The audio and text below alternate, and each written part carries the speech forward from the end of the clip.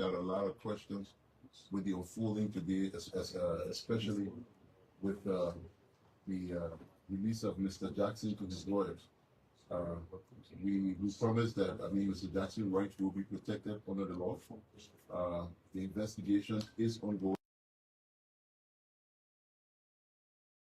Further analysis is done. So hopefully in the next 72 hours, we should be fair.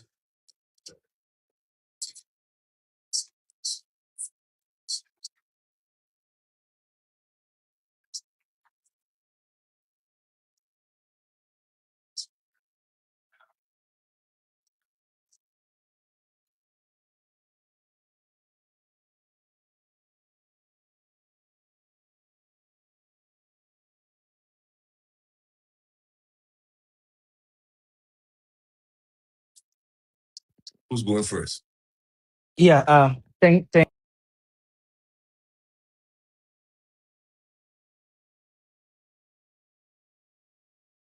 Talking to be represented by their lawyers, and that's part of the transparency. So this is not a Gestapo operation. There's no secret about it.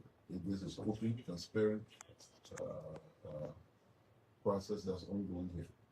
Okay, the legal of Mr. Jackson is also calling for an autopsy, private autopsy. So what is the position of the police? We didn't get no position on it. They call for the autopsy. What the law requires, the legal people will review it, and it will be granted. We got no position. It's a good thing that they're hiring their own forensic investigator. It is welcome in the investigation. We're not opposed to it. So we got no specific position. There was a communication yesterday posted by one of the legal representatives of Mr. Jackson. They said that they communicated with the police. They sent that communication to the police earlier. And Nelson, I think I saw that communication online as well, and it's the one speaking about the representation at the law requires for us to have at least two credible persons are present at that particular from the county. However, we had people from the South African embassy. We had invited them, the forensic team, the pathologist, our homicide investigation team was there as well. So I think we met the requirements by law. Notwithstanding that particular stuff that's circulating on Facebook, yeah, please ask them. Let them show you a return copy, which indicates that it was brought to this office, delivered, and signed for. People should stop misleading the public. They should really stop, because when if the intent is good, they will ensure that the full process is completed. You can just take a letter and post it on Facebook and say, "Oh, you submitted it to the Office of the Inspector General of Police." Please ask them if they can show any return copy indicating that it was delivered here. Then So it was never delivered, not electronically. No. So Angie, the legal team also were. It was delivered on Facebook, because I think that part that now they want to prove. Yeah, so we were also concerned about the credibility of the pathologists, and they wanted to know their background. Do you care to tell us about their background, where they come from? Listen, sit down. It's what you do here. You go to Medical and Dental Council. You just call the doctor need. Let me just help you to guide you on the other research. Go to the Medical and the Dental Council. I think they're the ones responsible for certifying people. They will tell you that this particular person, that is credential here, I can give it to you. The Ministry of Justice have people who already approved. He's one of those who have been approved as well. So that means they review their credentials and everything, and that he is an accepted pathologist or a certified pathologist here in Liberia. Yeah, he's not. We didn't just go picking up from anywhere. I mean, this is somebody who is officially certified to do this service here in Liberia. Yeah. Earlier today, there was information about police deployment at Mr. Jackson's residence. How true is that? Simon, did you do any deployment there? Yeah, respond in time. We know he was not home. We need to. It's still an active scene. It's an active crime scene. We have not declared the law. We have not declared that it is safe now for him to go there, or we have not extracted everything that we needed to. But once he's now home, we have to protect the place. We need officers to be there. At this point in time, he will not go into the house until we can declare safe that it's okay for him to go to the house. He will not go to the house. So the house is Oh, yeah, sealed. but You can go to the house, but it's sealed. It's sealed. It's an active crime scene. So if Mr. Jackson needs to get something from in the house, you have to be accompanied by law enforcement officers. I mean, to enter that particular place at this point in time until we can complete the full investigation. Are we expecting another round of autopsy? I'm not expecting it, but it's not impossible. I mean, if through the courts they call for another, I mean, it will be conducted. Well, I mean, at this point in time, we've completed, as per the instructions, the request of the coroner, our post-mortem investigation. Any other question? Done that? All right. Thank you, guys. For Saints for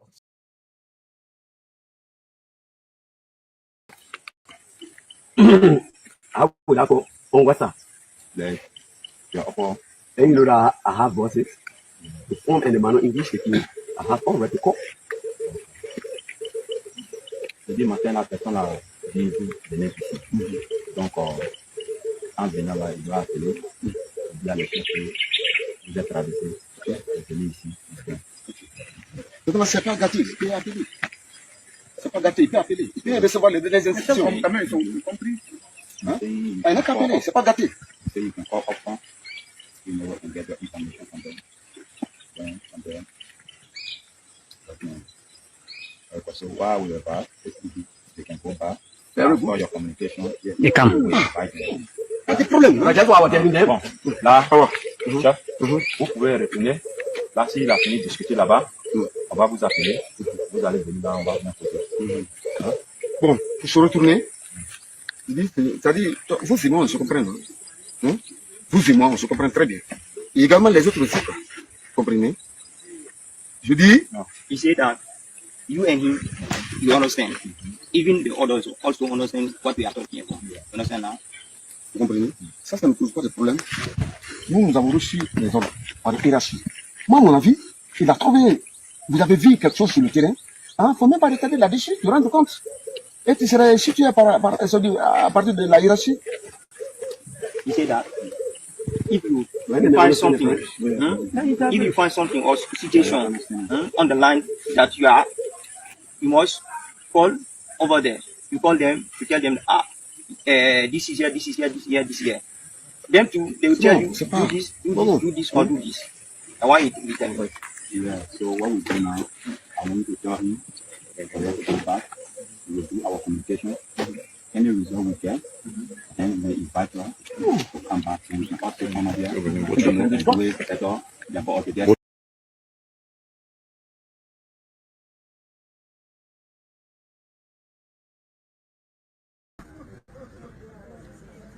Look, the truth is hard to say because politicians, they want to come and tell you the things you want hear, but me, I will not always tell you the things you want hear. The trouble you get today that you brought on yourself. There was no coup here. The people who got in the house there that are not passing budget to help you, are not passing budget to fund your university, that are not passing budget to take care of your needs, you put them there. They didn't put themselves there. And then again, we come 2020 now, we'll do all this talking. You will do the same thing. So the people feel like you don't care for yourself. That's why political parties, big parties that you and myself know, you see them here in 2026, they did not step here in 2024.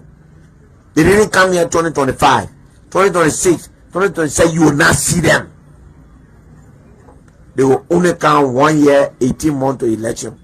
And you will still vote for them. The question is, the suffering will stay like this as long as your attitude cannot change. You want good government? Change direction. The people you have tried and have failed you, stop trying them. If someone comes, like in our case, and we tell you that we are going to do this, we are going to do this, we are telling you 3 years to election CRD. And that's all. That means 2029 will come back. If it is not done, then you can vote for us. But you go let somebody come October, July 2029 and tell you CRD. You say who accept that CRD? You know it's not possible. Let them come now and tell you CRD. CMC is telling you CRD now. So that when we come, you will find out whether it is done or not. And you hold on to that. But be fair to us. Don't allow us to commit to you. Don't allow us to live up to your promises. And then your promises, you can't live up to it.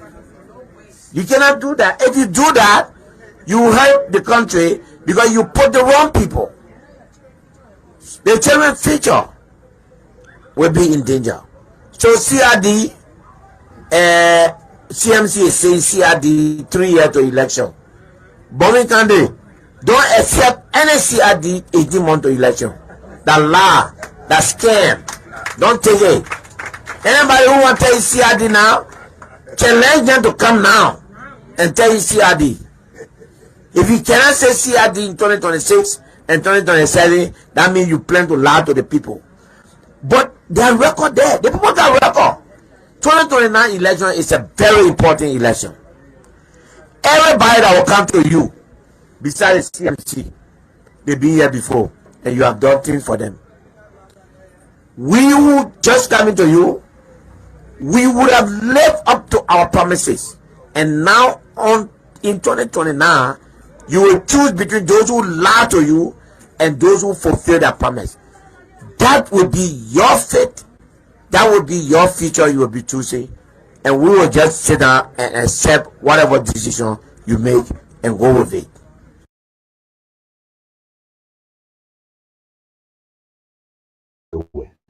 You're not from Lofa? I'm from Lofa. I'm not Lofa. I saw you Mhm. in a video, Mhm. and you convinced the people of Lofa County to vote for Joseph Barker. Yeah, we thought we've experienced serving 46 years in government, serving under Madam Salif. So before we go into the discussion, let me appreciate the people of this country, appreciate my supporters, the people of District Number 10. No, your Good afternoon, good morning, good evening, depending on location where you're watching us from next time. We'd like to say welcome to the Heat Tower program here on BKS TV. On the Heat Tower, we say dialogue in our confrontation. We say words in our bullet. My name is Junior Payne, your regular host of the Heat Tower program here on BKS TV. In tonight's edition of the show, we'll be hosting Representative Musa Hassan Bility, the representative of Electoral District 7, Nima County, and also the political leader of the Citizen Movement for Change. He joined us here tonight on the show to discuss a couple of national issues and also the 1 year of existence of the Citizen Movement for Change. In other words, the 1 year anniversary celebration of the Citizen Movement for Change. He'll be telling us here tonight their accomplishment over the 1 year that they have been in existence for so far, and also what are some of the challenges that they have been facing in their 1 year of existence, and what are they doing to overcome these challenges. And Ability will be joining us here very shortly as we discuss the issue tonight on the show. Let me welcome Eric Mangill. Eric Mangill is watching us from Atlanta, Georgia, in USA. Boli K. Kura is also watching us. Vic Sealing, CEO himself, is also following. My man Jonathan Baimi is also following the show too as well.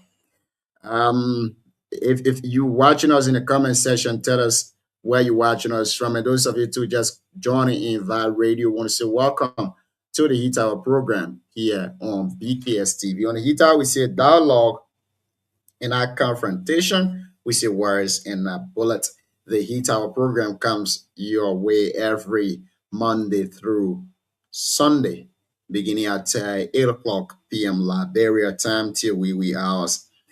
Let's try to bring you updates across the country. But today is the second leg of the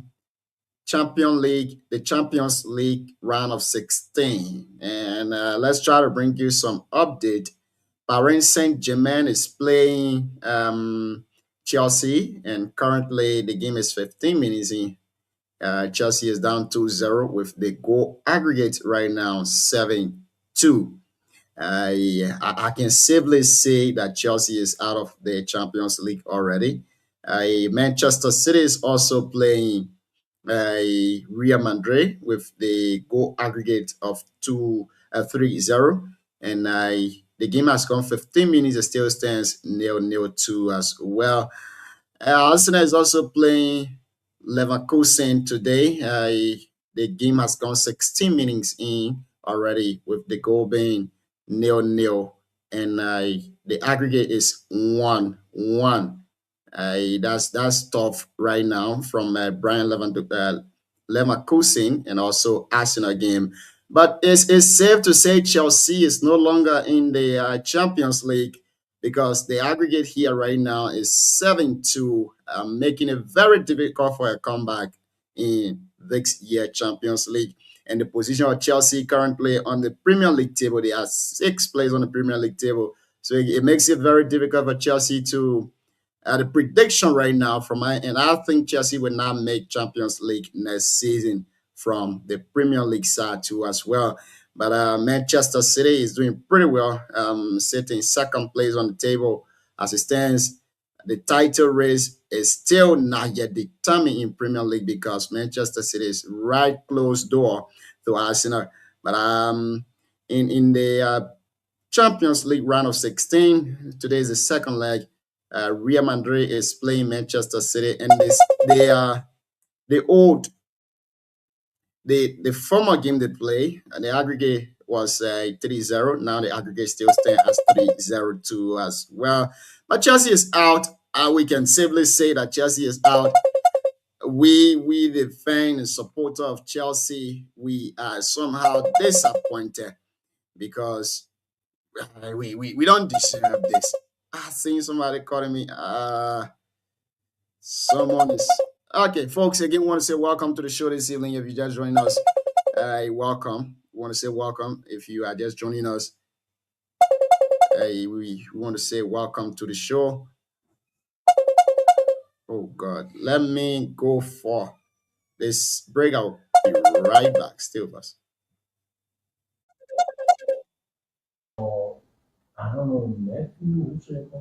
Well, I can tell you his condition.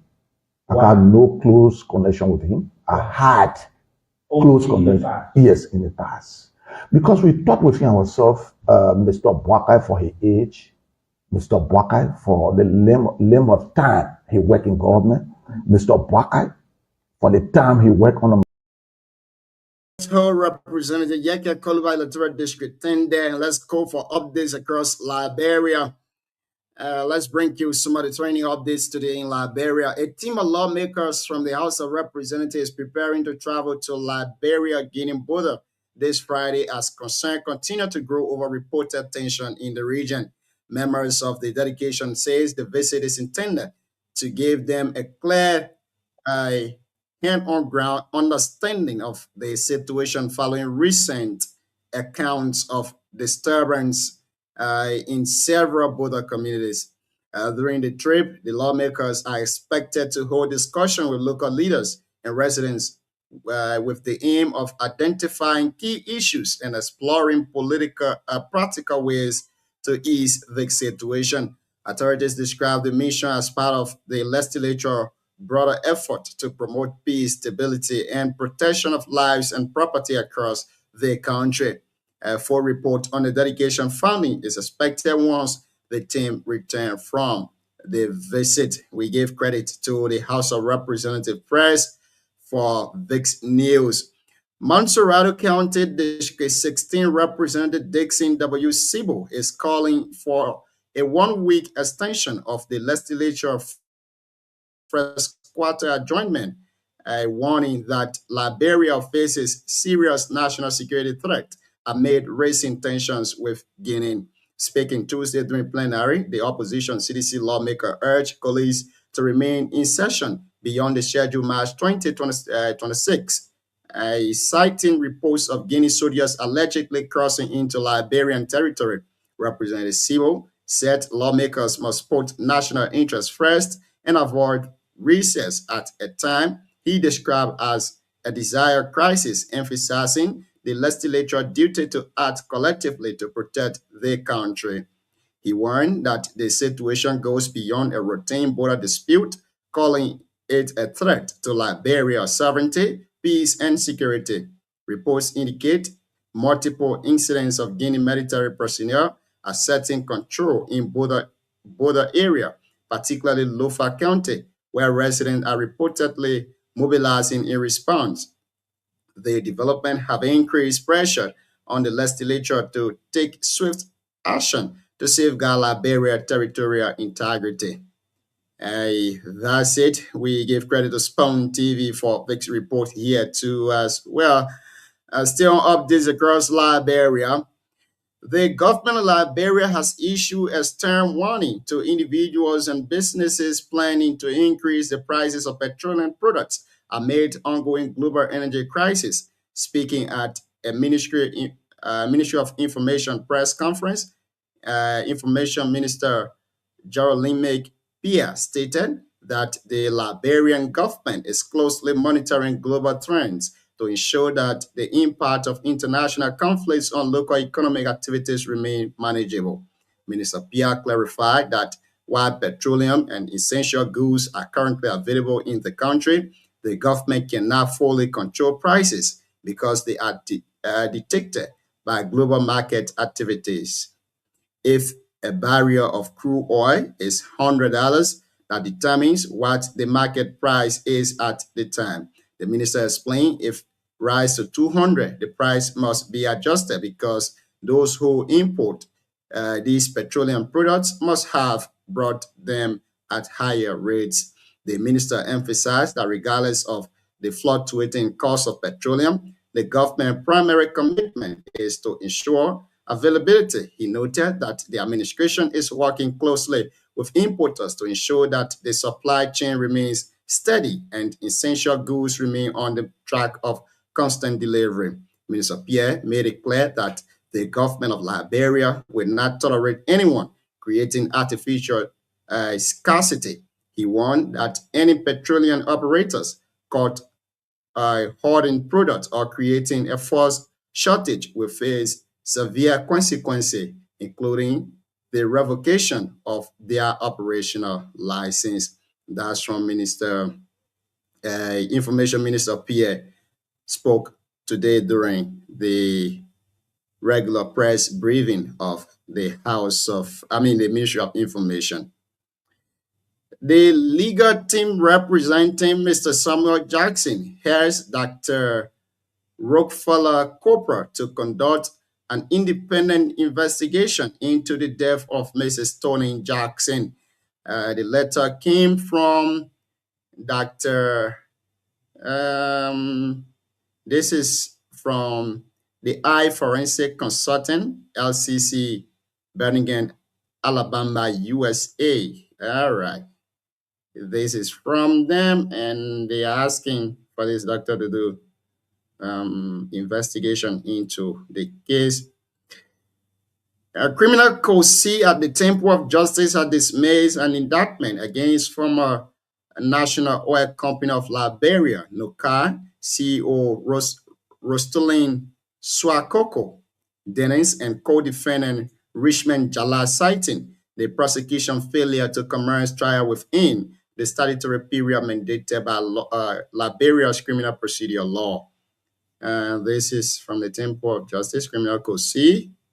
And so, folks, that's it here this evening. We want to welcome all of you to the show. Mr. Aloysius Alexander Tente Jr. is watching us. Alexander, welcome. Minister Pierre Slam AR generated image of President Boakai in military uniform by public official. And this is what he said. If a national leader takes the AI generated image of the leader of the country dressed in purported military attire You are national leader. What kind of message are you sending out there? This is from the minister to us. Well, it's going to be a wonderful show here tonight. It's going to be a great one tonight on the show. It's going to be a wonderful one. Representative Yeke Koluba returns to the country after 2 months of being away since the passing of his mother. He returns through the country yesterday, and he's been making headways. He's been making headways on a couple of things. LFA election back on track as court removed injunction. The Liberia Football Association has informed stakeholders and public that the civil law court has officially lifted the writ of injunction placed on the 26th. On 2026 LFA Ordinary Elective Congress, pending the determination of petition for declaratory judgment, according to the release dated Tuesday, March 17, 2026.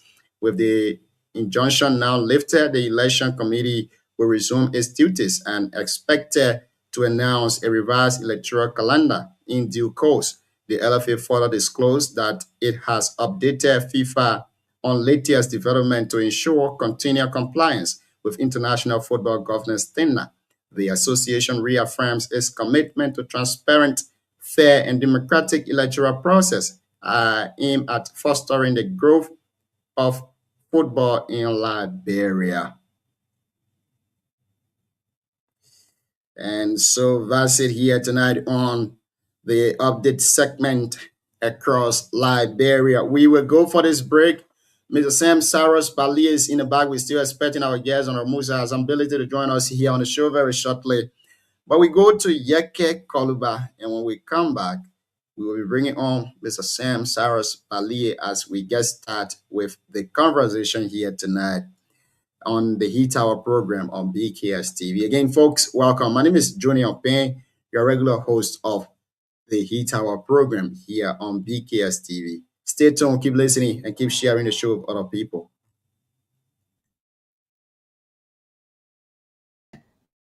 The difference. How are your citizens in District Number 10? You've been out of the country for a couple of weeks. Yeah, you know, my mother passed. I said to the people of this country.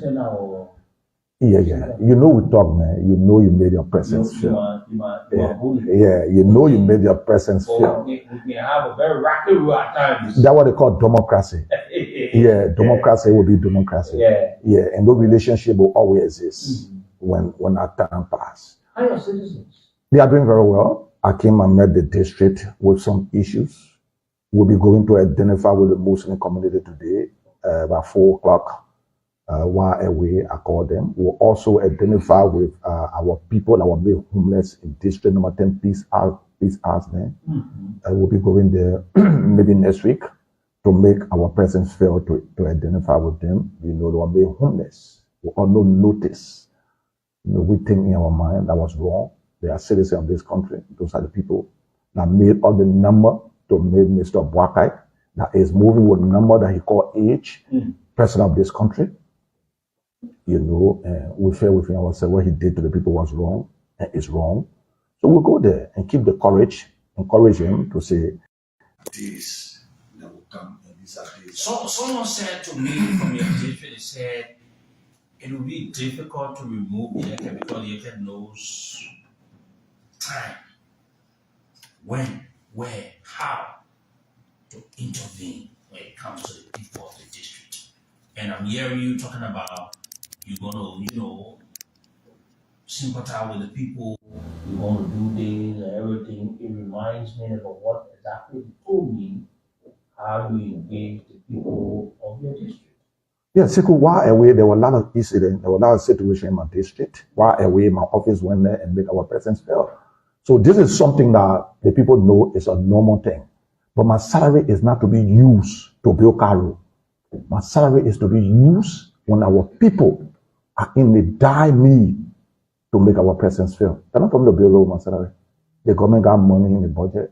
We're still looking forward to receiving the Pop District Number 10 development money. Before we close, before I left this country, Father Iceland to do the communication, to send for this. You know Father friend? Well, he's my colleague. So we have to be friendly when it comes to our job. Are you guys good friends? Well, I don't know in terms of what, but we are colleagues. You have always been against the leadership. Well, if the leadership is doing well, we'll be for the leadership. If you're not doing well, we'll have a leadership that will wear yellow suit to go appreciate Mr. Bwaka. You don't need to. We always wear our t-shirt, with warnings on it about the government, about Bwaka and all of that. But today I'm seeing you in white.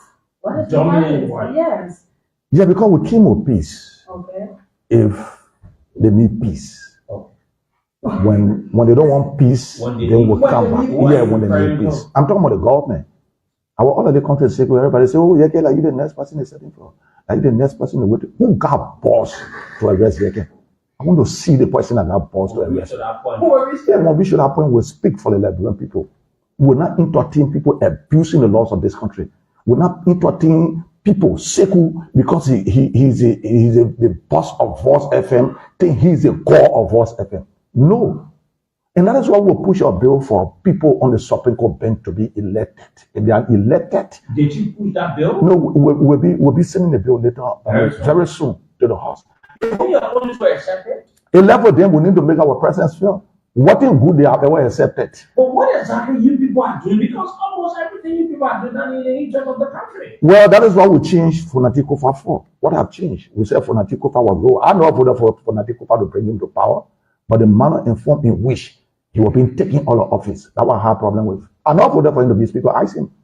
But, Seku. That's it here tonight. Is 29 minutes up to 10 o'clock, making it 31 minutes. 29 minutes up to 9 o'clock. Let's say 28 minutes up to 9 o'clock in Liberia, making it 32 minutes past 8 o'clock in Liberia. Folks, we want to say welcome to the show this evening. My friend, brother Jake Pizzo Melvin is watching us from my Gompa City in Nima County. Jake, welcome to the show. Mr. Sam Saros Bali, good evening and welcome. Wait, did you change your name? Is it Bali or Barry? Oh, sorry, it's supposed to be Bali. I don't know how I got that way back in it's Bali, not Barry. I think you're just rushing. You're just rushing. So I'm not hearing. You see, James in later today, so you're rushing to come on the show. You missed that, man. Yeah, the CMC political leader coming today, so the guy, yeah. So when John, you listen to your CEO. John, you can hear us. Well, yeah, I think you can hear us. You can hear us. So, but when no. When MDR Mecca, MDR Kotoki, you all that today we coming with that. But Koto doing well. I saw the row. You see that? The boot through, the brown through.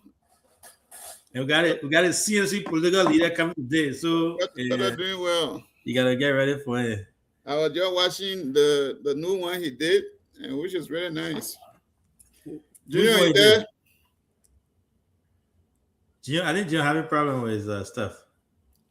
Yeah. Now I can happen when you overdress too much.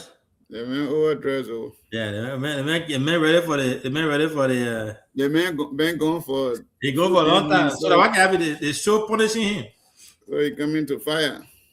Yeah, but it's great being back again. We are going to have a really good show tonight. There's so much, man. So many. Let me make correction to my name. Well, no, leave the thing. I make correction. I alone here. You want to go? No, come here right back. No, everybody know you, Cyrus. Junior, yelling. Let me make sure because. All right, so you go then. Again, welcome to the show. Welcome to BKS TV, guys. This is BKS TV, the Heat Hour, where we come here to dialogue. We talk entertainment. We talk politics, family, leadership. Everything in between. We got a lot to unpack tonight.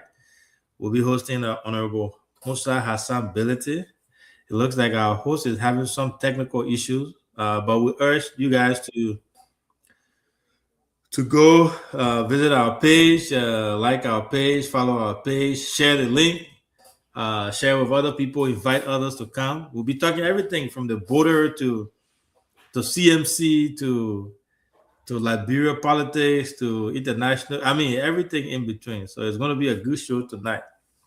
But Cyrus, you changed your name. You made a correction of Sam Cyrus Balia Senior. What's going on tonight, Mundana? What's on your mind while we are waiting for the other guys? It is great to be back. This morning, I saw the development from the latest development from the border, Solomon border, the garden clause again, the king. But this time, according to the report, they said that they just came to inform our security that if anything, just for security cooperation, so they can have security cooperation. If anything goes wrong, or they sense anything, they should let them know. So in the next few days, things will be okay. And when the first clause, I was wondering whether the conversation yesterday didn't work, but I think it turned out to be the other way around, which is a good thing. Like I said yesterday, peace is anything we need, especially African family side by side. Unfortunately, we were separated by the Coronian power. They brought different languages. It's amazing that people live side by side. They don't even understand each other. The French and English, people were translating. So it's amazing. People live side by side. They don't understand each other. How powerful these colonial people divided us and gave us different things to speak. The division is crazy, but we're looking forward to bringing peace. If I was part of that kind of meeting, I would speak different language and they will understand. It is incredible that Senator Snow, I don't know whether I should call him senator, because I think he doesn't know his role as a leader. There are times in a country that you can play fun. There are times in a country that you can be serious. That stuff that was happening in Foya, it's not a joke. What if it has escalated to the point where Liberia and Guinea were going to be fighting gun? And like I said yesterday, Bullet does not understand who's senator, who's not senator. So all this nonsense that he posts, I think Erin Mervyn Snow is a disgrace to Liberia. He doesn't even understand the position he's in. That this is a time of security. Government officials come together. They call for he would have even called for an emergency meeting. He didn't do it. But to go use AI generated picture, started posting all over the place. What a disgrace for our country. Jackson case today, the Minister of Justice sent a letter to Jackson team for them to do the autopsy. So was that today or yesterday? I think the letter is dated the 17th. What I saw, maybe I could be wrong. Yeah, the autopsy was done yesterday by the government. But today is the 17th, so maybe I read it wrong. I will probably go. Okay, so we are looking forward to seeing what the case will be, what they're going to bring it on later. There are a lot of development unfolding in the Republic, which we can sit here and say, no matter what it is, we need better days in Liberia. It's good to be here. Let me salute my own president. The 12-year president is here watching. President Eliezer Var. Our president is our retired, I don't know, retired deacon or retired elder from Inland Church. The man's a bona fide member of the platform, but yeah, kind of fit. I know what happened. Yeah, president is will be on the show. Oh, president will be on the show. Okay. No, we'll be questioning our president being on the show. Yeah, our president pushing a little bit, thing. We can't talk it all. Well, I know. You can be put your president the president in the office doing president working in working office. for the people of Trois River District. You start right there. But overall, I think it's great. It's great being back. We discussed this yesterday in length, and I think we will do that today. Hopefully, our guest joins us here so we can go through that in detail. But what we said yesterday is actually what happened. I don't think it's going to escalate beyond that. I don't think it's going to go anywhere. Diplomacy is at work there. They won't do anything crazy.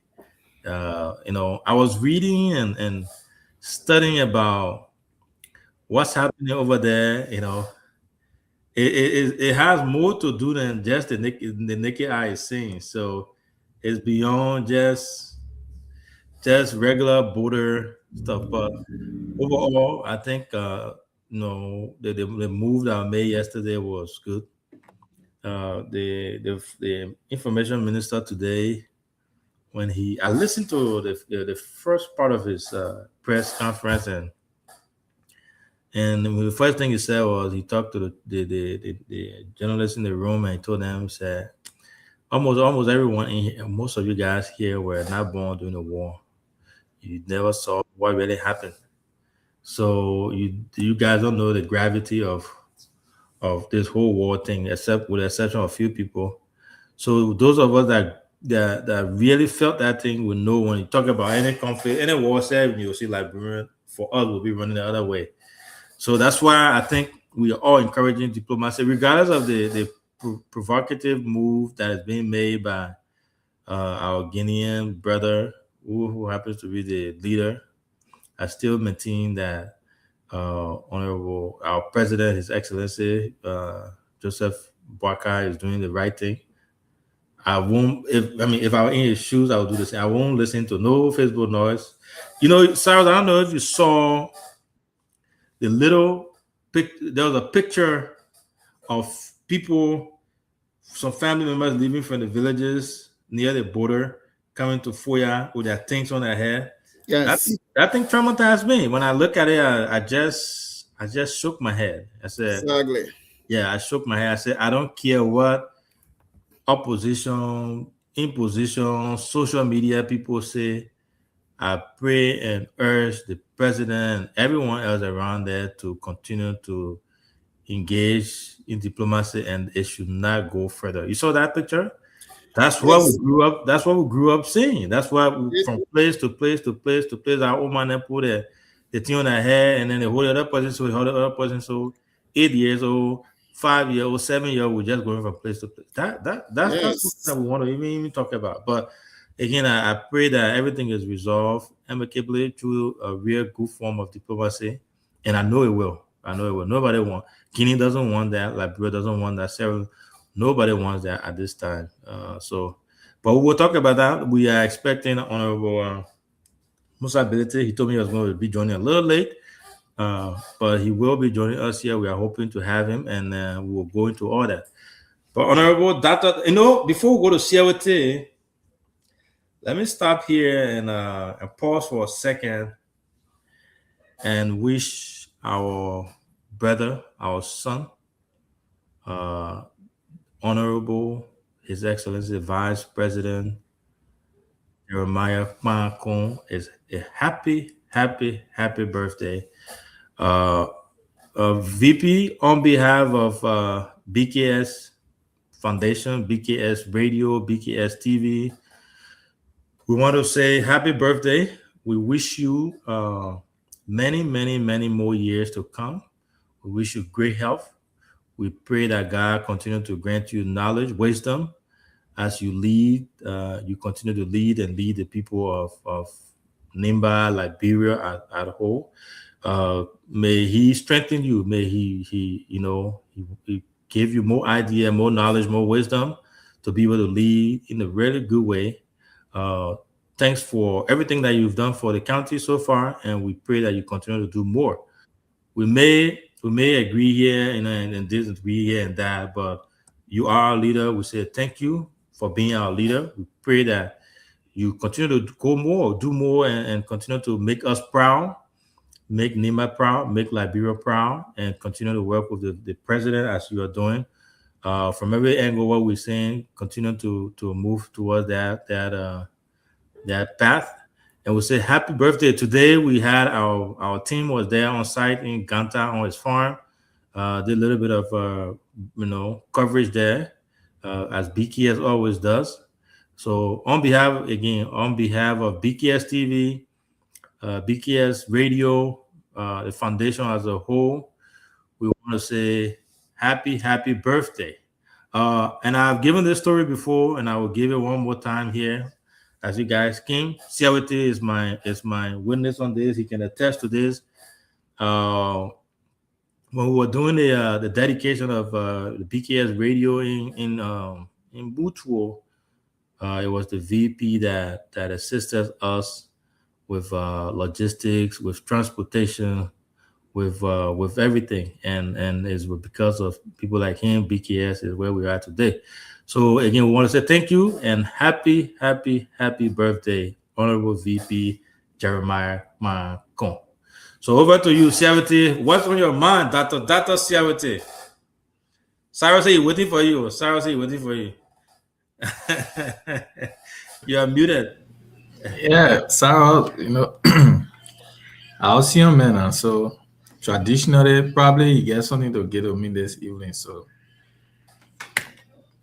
but I don't know how DK looking on the other side. I'm not Chelsea. You worry about. I don't know why he's looking so depressed. So, man, I have some kind of data appointment. I coming from today. They took all my money from my account. Letting me buy away. Yeah.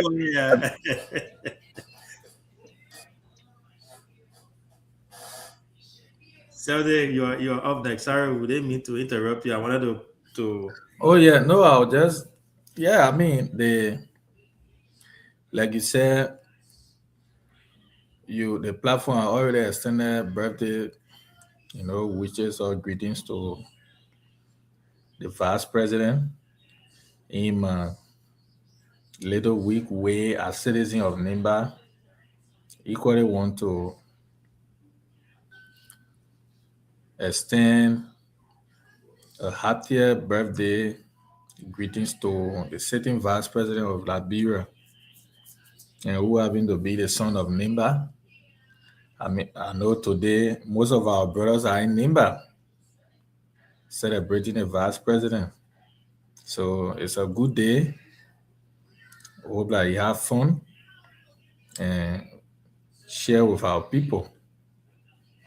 Obviously, what is unfolding in Liberia, what's on my mind is just, I think these few days, the regular conversation regarding the saga, the Ebola, and also the St. Jackson case. So I think today he was released from the station as per law, and then he will. I know, is there a bill or what? So from what I understood from the police inspector, he's still under investigation, and he was released today. But the key thing too is that the issue regarding our port of entrance CEO, like you rightly put it, I don't care what the situation is, everything bow to, peaceful conversation surrounding what is happening. Because you and I, we are aware with all of the war we fought for those years, at the end of the day, we still had to go on a peace table on a peace talk in Ghana. Who had a strength, who had a power, who had a weapon, who had whatsoever at the end of the day. People landed in jail, and others today they are forming what they call a war crime code. And who show power, who show strength, all the while unfolded in Liberia at the end of the day, people reverted to the table. So for me, that's why today we got the Accra Peace Accord. So there's nothing different this administration or any other administration, whether to come or so we do. But I just feel that the Guinean soldiers or the security folks, I think they are behaving very reckless, because you cannot have head of state having conversation yesterday. They communicate, and all of the parties left with those documents strengthening Bola, relationship and all the relationship we had. The president just left, and what I saw today was the chief of staff of the Guinean army did a prayer release requesting all troops to withdraw all troops from various borders. And to see that in Lofa today was actually shocking, and I feel that the Guinean authority need to speak to that, and the Liberian authority also, stakeholders regarding the security force or the head of state would need to do a follow up again on what is unfolding. It's not healthy for our society actually, because the experience we had for the past years during the Civil War, I mean, to just see that coming over again for no reason, where you didn't even dream of it coming, I think it's unfortunate. I don't want to see that. I think the authority will need to step in. It's not healthy for our democracy. And those guys who are there, I don't think, if it is the instruction of the heirs, then it's unfortunate. But what I do know is the conversation yesterday probably it are not reached to them. But if they are in the know, then I think they are going beyond their bound, because CEO, they can get to somebody, even constitutionally, if you leave your house and go to harm somebody to their house, once the president harm you to that place, I mean, it's at that point, the president got legal, constitutional backing to do that. But we will urge all of our citizens to remain calm. Wheresoever I know the political side is there, people say, oh, the government behaving weak and what have you. Yeah, it's good to be weak at that point. But anything, I don't care what happened at the end of the day, we'll still revert to diplomacy. So I think that's the best way. That's all I can say for now. I agree with you. DK, today, one of our journalists was in Foya today, interviewing the folks on the street. You could sense different reactions from the citizens. Some people were frustrated, and other folks were scared. Some people were worried. But one thing that I noticed across the board, all of them were calling for calm and peace and some type of, a coordinating instead of fighting in war. That's what I've noticed today, based on BKS interview I was done today by Samuel Bole. What's your take on the event unfolding from last night, the meeting in Conakry, to what we woke up to today? Firstly, like you guys started, I want to extend my warmest birthday greetings to the Vice President. I texted him this morning and he responded, which was good. Wishing him happy birthday. And yes, I pray for long life for him, man. He's doing great. He's doing great. I think the president wants for everything happening to that border to cease. he had to authorize the birthday boy again because only men are giving Joe Barker the result he needs. So yes, but again to my point yesterday, I've been reading everything, but I don't know whether any of you read what Chairman Pay wrote today. I woke up this morning, I read what Chairman Pay wrote, and that exactly was my point last night. So sometimes people can say bad soul need bad medicine. Well, Ivan, you remember Yama in Africos? Yama, Yama. So you know what Yama was for, right? Yama was for claw, dish-claw, we rubber, and everything to get rid of it. When they put Yama, when they put your claw, your dish-claw, your we rubber, like you want to go to hell that same day. So I think that dude need Yama. He need. Look, I don't know how you feel because my understanding is the same thing he's doing to Liberia. The portion of Sierra Leone he did that they are still there. The portion of Sierra Leone that the Guinean army went and seized and put out their flag, they said they are still there. Only Liberia had lay resistance and everything. So this dude is out for something, and like I said, the peace Chairman Pay wrote today. The one key thing I took from Chairman Pay's point was this dude is getting a lot of support from Russia. And so friendly countries with the US will always be the target of the Russian and aggression. So I think that's where he's taking his strength from. But the one funny thing I read today was when I saw the House of Representatives said they're going to the border. They are all fools. What's wrong with them? Those guys will be fighting for new car every 3 years. They don't care how many cars, how many districts in Liberia that the police don't have mobility at all. So the decision they took today was to just say, you know what, Liberia National Police, the Drug Enforcement Agency, all the security, like the 4-5 security apparatus.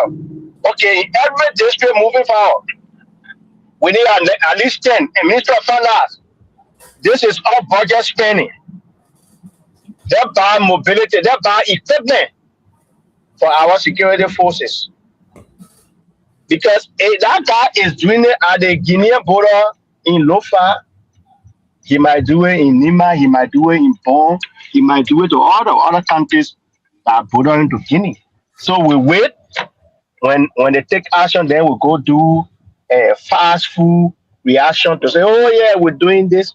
So look, at this point, the government need, like I said, you don't have to be reactive. Don't react because they are reacting. You need to be proactive. Your presence and everywhere, your presence should have been felt in the region long time ago. And you're waiting because there's issue, then you want to do that. Call those guys salary, buy at least 200 plus, pick up, do new recruitment, buy equipment. Because it will have police patrolling across Liberia. The Liberia Immigration Service, all those people are equipped and going everywhere to every looks and corner to enforce the law, to keep our people safe. Look, nobody will be towing things from today leaving from here. And let's forget about what no politicians and other people passing around with. Like I said last night, when something happened, that the people in authority that they play the rebel want to live. They want to live in a fence, they want to live in decent house that get running water. They tell you rebel put a base in West Point. No, when rebel were in Liberia, they didn't put base in West Point. Because there's no fresh toilet there, nothing, no good running water there. All the people that are provoking is the ordinary people. When rebel king, that those decent places they made their base, I played the CEO there, the commander there used to be residing. So people should be in power and be playing fun. They are the real target of aggressions when something goes wrong. So that's my only initial comment on this. Again, the government need to do more. They don't need to I think the diplomacy and everything with that guy has failed, and the people need to act now. Yes. Yeah, thank you. We do have our reporter in FOIA. He will be calling us here shortly to give us update from FOIA. But to the point that DK made about, you know, the Russian supporting this guy and all that stuff. You remember I said from the beginning, I think it was yesterday I made that point about the fact that this guy is using this border thing to distract people from what happening internally in Guinea. Now you see, the man is strategic. See the time in which they are doing this is during the time where the entire world is looking at Russia, not Russia, is looking at Iran conflict. It's during the time where the entire is you know, focusing on Iran conflict. So nobody's paying attention now. So he has decided to sneaky and act funny. But overall, again, we have our host here. He's going to spearhead everything. Thanks for following, guys. We are expecting our guest to join us. He did say he was going to join us a little late today, so hopefully he joins us. But before we do that, permit me to bring on our reporter from FOIA. He's reporting from FOIA. He went to the border today, so there's going to be live update from there, and he will tell us what unfolding there. So give me a second here while I get in touch with him. Junior, try to see if you can unmute yourself and see what's going on.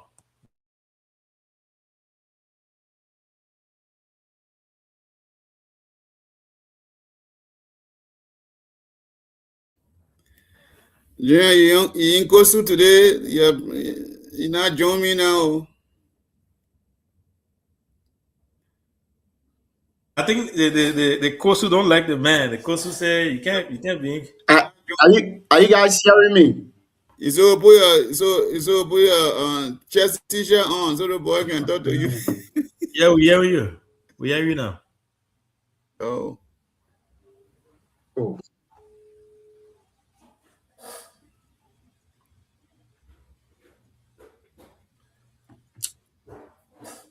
Junior, you can hear us? Okay, I think Junior is having some. Yeah, you need to switch to. He's having some technical difficulties, but as I was saying, man, that man knows what he's doing. The timing. You need to switch to the phone. Sometimes the computer can have problems. Sometimes like that. Yeah, the timing of his aggression, I don't think is by mistake. He picked the right time when everyone else is focusing on Iran, and decided to go during that time. But again, our people need to continue to engage him diplomatically. I really don't think escalating it to any other path would be the right decision. You know, we gotta be careful. We really gotta be careful because this guy is unhinged. He's doing things to be able to distract people from everywhere. So let's give him time. Let's continue to give time to diplomacy and see how things work there. But overall, I think that's the right posture and that's the right move that we are taking. But Shawete, you listen? Did you listen? I don't know if you listened to the information minister today. He spoke lengthily. In fact, he started by condemning the Senator Edwin Snow. I think you spoke about that yesterday. That's why I'm asking you this. His usage of AI to portray that, you know, our president was ready in army uniform to go and do things. He talked about that. He also talked about the petroleum. He talked about the approach that they are taking towards diplomacy and all that stuff. Well, what's your? I honestly think he did well. I think he had a very cool head. He did what leaders supposed to do without, you know, creating more panic. Alvin, can I make comment on this before Siawete? Sorry. I think in my intro I wanted to touch this. So Alvin, to be frank, the Government Information Act from time immemorial has not been doing well. When critical things are happening in the country and you focus on endless snow, you lost track of disseminating the information that the people need. Look, every little child that doesn't understand international politics and everything that's happening, frank as snow or her actions. Look, those are guys who are manipulated our system for long. This dude is aware that he can make it in bombing. He going to river says they steal the money from the common people, use it on their get their peanuts. The guy from Moserado, he went to bombing, won 2 elections. He only to wait to river says to exploit the other people there. So government is aware there are other pressing issues. And I'm saying the information ministry have been let out all through. Like we say, they are not proactive. They react to things. So when you do that, the main information that was intended today for the general public, for the good of the Liberian people, was missing because they focused on snow, which was not essential to even test, to even flag as the press briefing today.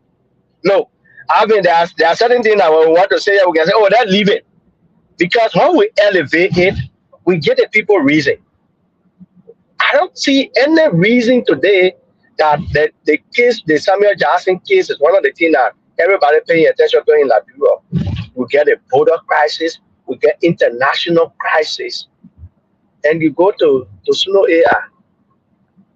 So that's my point. And I think the Ministry of Information lost it totally today when they highlighted that thing. It became one of their talking points. Thank you. See, I was sorry that I took your time. Go ahead, boss man. Thank you. We'll double your time. We'll triple your time. You know the men are business, man. Let me add this to this before you, so you can speak about that.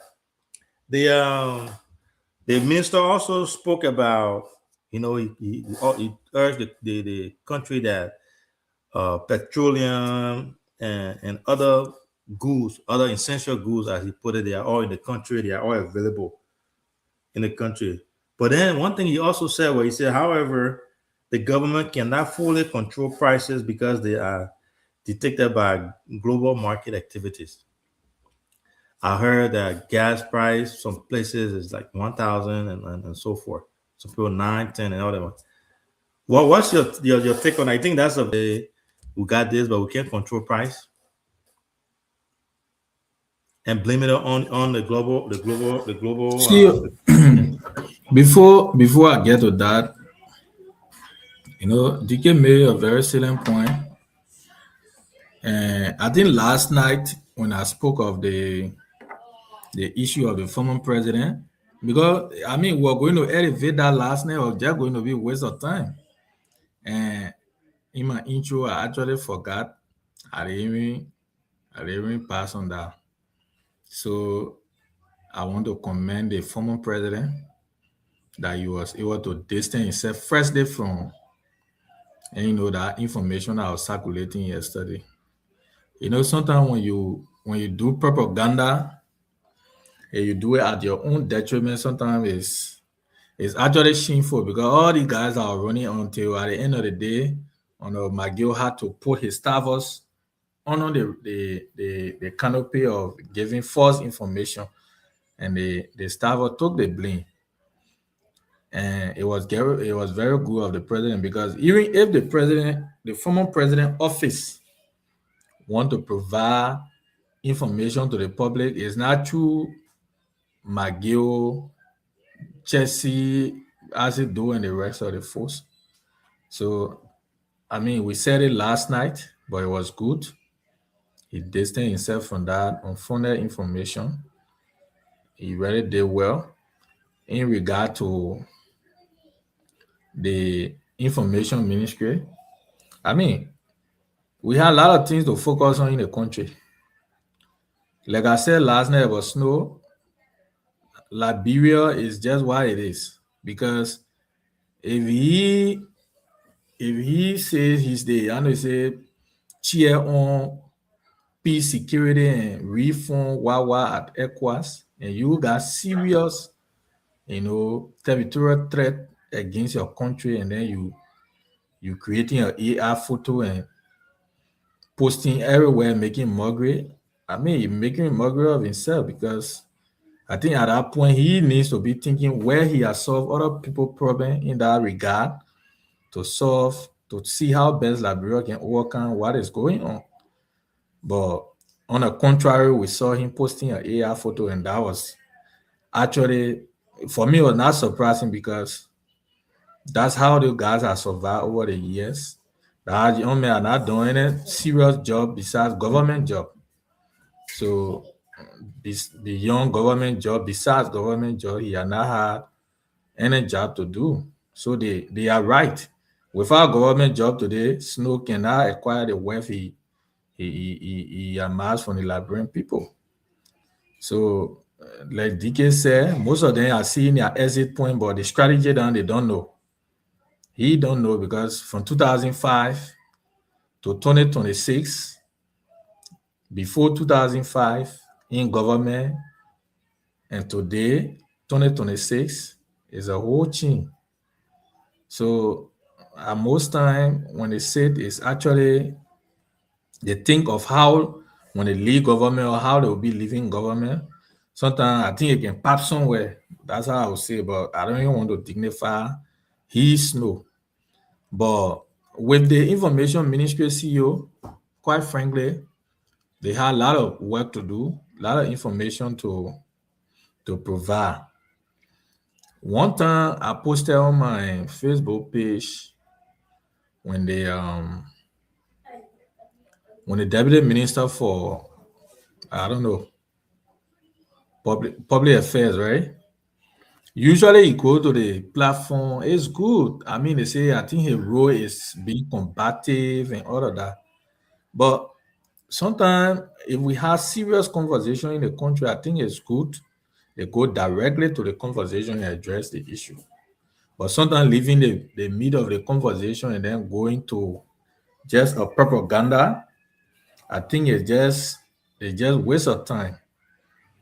But with the prices that the information minister spoke of, I don't think that was a rule. I think you needed the commerce ministry to provide update on the current prices. The Ministry of Commerce, briefing from LPRC and major stakeholders that are involved into that, because those are agency and ministry that are caught with the responsibility to provide information, that are consumable to the public. Because what he said over there, I don't know what interpretation is he giving, because what inform the decision he giving, what data is he providing? That would be one. Because if you say we got enough fuel or we have enough this, what is happening is a global thing that is happening. Even the great United States, everywhere, prices will be affected, commodities and consumer will always face the kind of problem. One is a global recession right now. The higher input or producer or from the Gulf region right now is not going anywhere. Ship are not traveling. So all these things, you need people who are driven by policy to come and provide information, give us the data. But you can't say, right there you contradict yourself.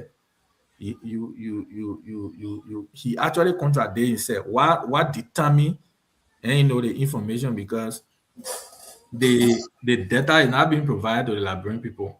If the Commerce Ministry or APRC will have come to provide to us, okay, for this time, CEO, like what is happening, maybe on CNN, they will tell you by this month, by this week, we'll get so prices of petroleum, and break it down to the Liberian people, then we will have to understand what are they saying.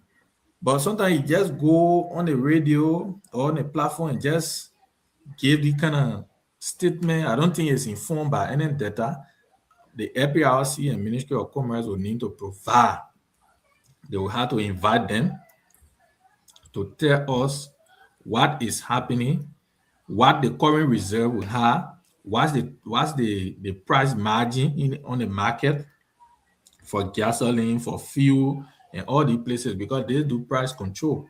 But in the absence of that, I think the minister, he was amusing the citizens today of maybe just the normal politics, but when it comes to the policy side, there have been no information being provided to the public regarding prices of commodity. Because right now, APRC should be able to tell us how many fuel or gasoline we have in store in the next 6 months, in the next quarterly report breaking down to see how we can adjust ourselves.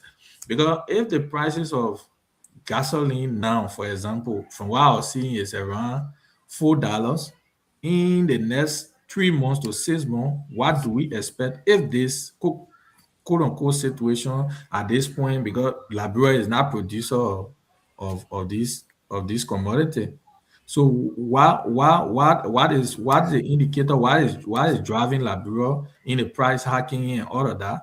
Then we know. But in the absence of any conversation of such, we cannot take it until APRC and Commerce can speak.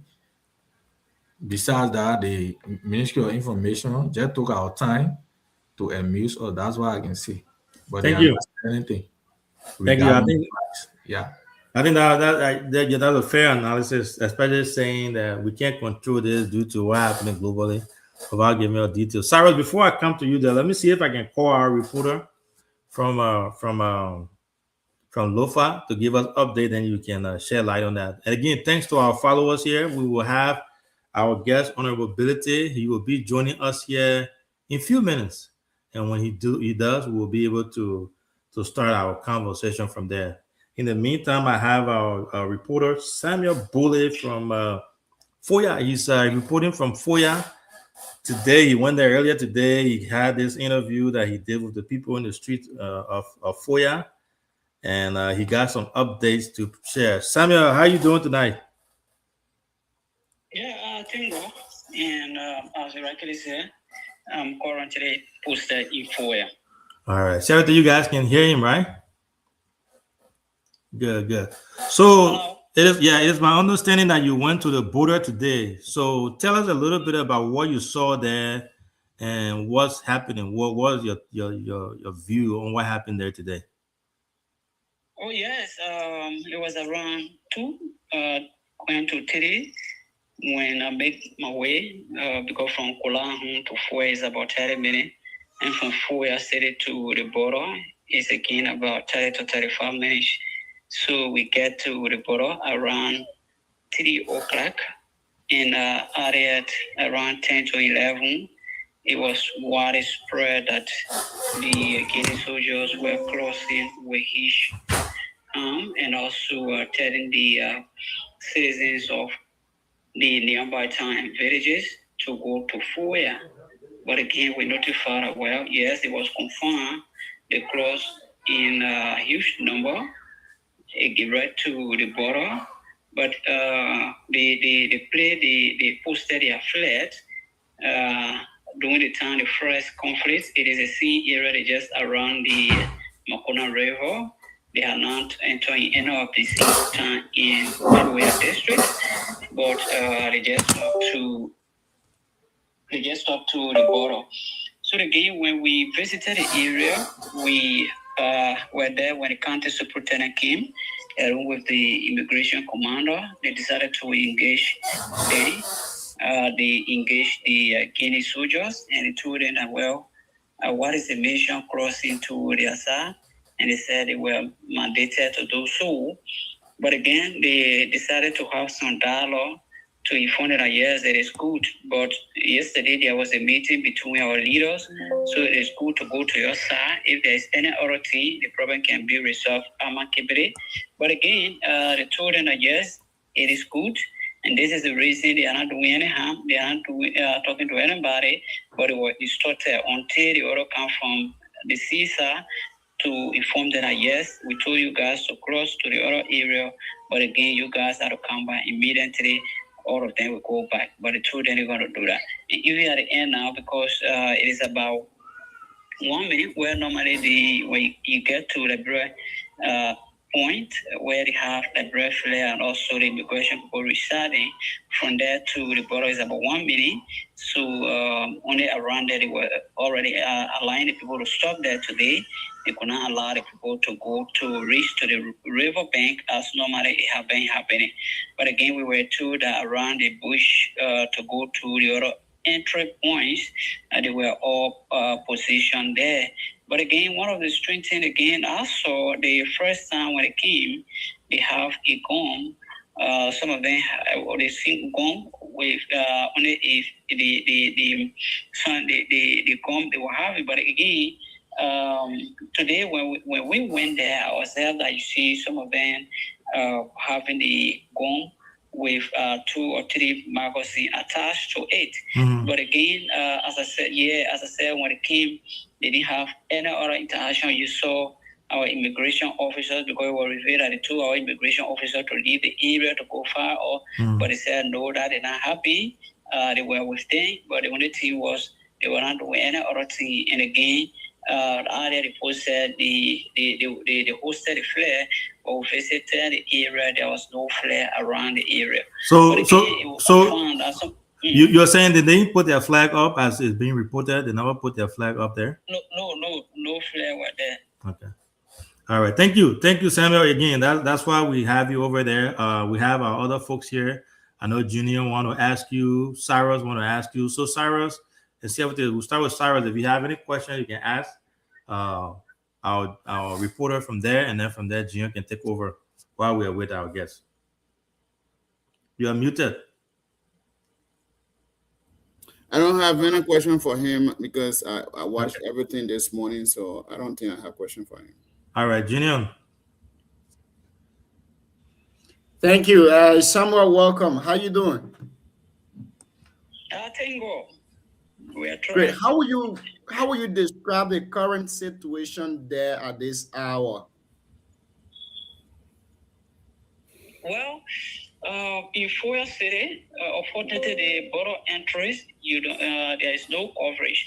So you go, you do your pre-recording, you come before you do any other thing. But like other platforms going live, some of them are using Guinea Seeker, some of them are using Starlink to see how they can connect. But right now in Foya, the situation is kind. We spoke with some of the marketeers, the motorcycle individual, and Foya City is kind. The situation is kind of, but yes, this morning in the Ambatime villages, you see people leaving from there coming to Foya because of fear.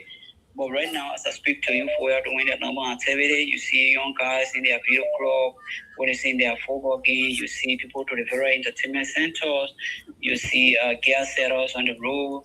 You see business people doing their normal activity. So Foya City now, there is no panic. There is no other situation. But this morning, as I talked to some of the students, they said, well, after the issue broke up, the various instructor told the students to go to their various homes.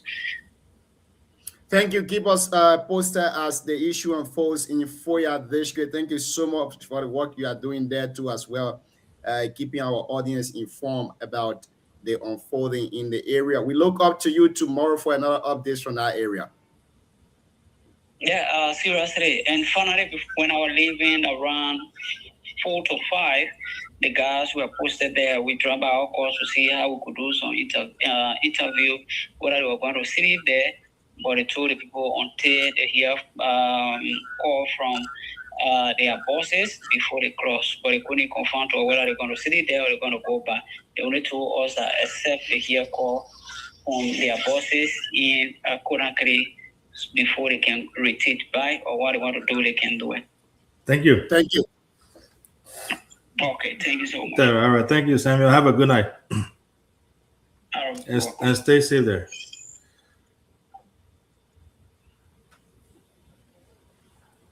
All right, Junior. So I just talked to our guest. He said he's a few minutes away. He will be joining us here shortly. So Cyrus, I think it was Cyrus that was up next, and then before that call came in. Well, see, at this point, I don't think I have enough to say concerning the situation at the border. I think the conversation or the negotiation or the peace talk, whatever word that describe it, I think it is too early to be talking. Sometimes when people talk after a conversation, it has to go through process and stuff like that. I'm pretty sure the team will reach to the team at the border there. The message they will call them to go, but from yesterday, I think they said dissecting the conversation and as to what they can do about it. But I see no threat there at this point. Yeah, even though the clause and we're gone. I mean, listen, everybody can't be the same. Somebody has to always be a peacemaker. We don't want to respond to them with force. It does not mean that Sunday say Liberia does not have, army. It doesn't mean that we're weak. We can still respond, but it's where will it take us if we do that? So somebody has to be in a peacemaking position, and we are doing good. We will maintain a peace because we love our country. We are experiencing war. We don't want to go back to the dark days. That happens. I think that they will feel the weight because we are experiencing it. We know how to live it. But do we really want to live it at this time? No. They had not experienced anything. They will feel the weight, and it will be a big loss on their part. Because, again, we have family connected. You got Kisi, you got Mano, Loma, whatever the scene travel around the borderland there. So there's no need to get into that. And most especially, we are all African in the first place. So yeah, I'll stop there, and I don't think it's nothing really to say about that issue again. Thank you, Junior. I just sent you a communication from the Information Ministry. I don't know if you receive it. Mm-hmm. Yeah. So if you receive it, but anyway, something about what happened today, what's been happening, the reaction to it and all that stuff. But it's a good thing. It's something to calm the public and to assure. So, Junior, you want to paraphrase it, or you want me to go ahead? Yeah, I think the minister is saying they took note of the ministry. They are saying they took note of what happened today at the border there, and that the government of Guinea has called on their military personnel to go back to their previous post along the border and leave Liberian territory. But here is it, though. My concern is that the ministry have been bringing too many statements up of late regarding this thing. Each time they will tell people, oh, why you saw that today is under control. We are taking control of it. And the following day, again, we'll see another thing happening.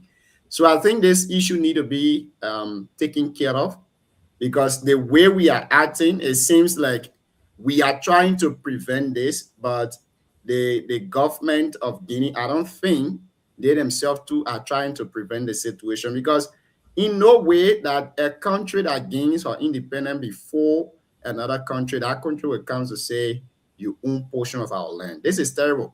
At first, the government came out and said, no, it was an issue of mining in the area. So we trying to handle it. It was some contractor dispute. Now it has gone to land dispute. So I don't trust the Ministry of Information anymore with the information they are giving to us.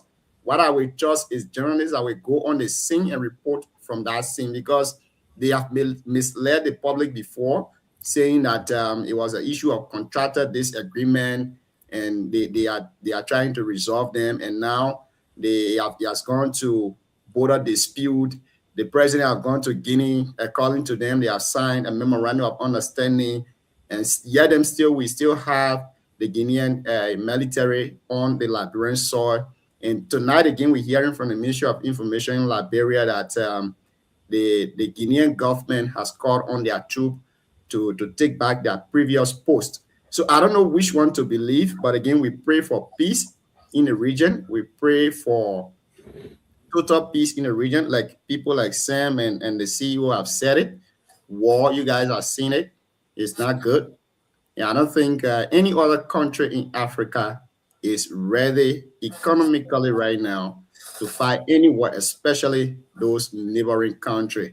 And I think that's my take on it. But taking you to the other information by the Ministry of Information today about the price of gasoline on the market, I listened to Siawete attentively, and he was speaking on it. I think he tried to like misunderstand what the information minister said today in a statement. According to the minister, they are following the crisis, and they believe that the crisis will have impact on local economy, especially in Liberia. But what they don't want to see is vendors withholding, gasoline, or withholding very sensitive material, and then they try to inflate prices on the market. According to him, it would be very reasonable that if the price of gasoline increase from 100 to 200, and then you can increase it, but it cannot be at 100 and then you withhold the product.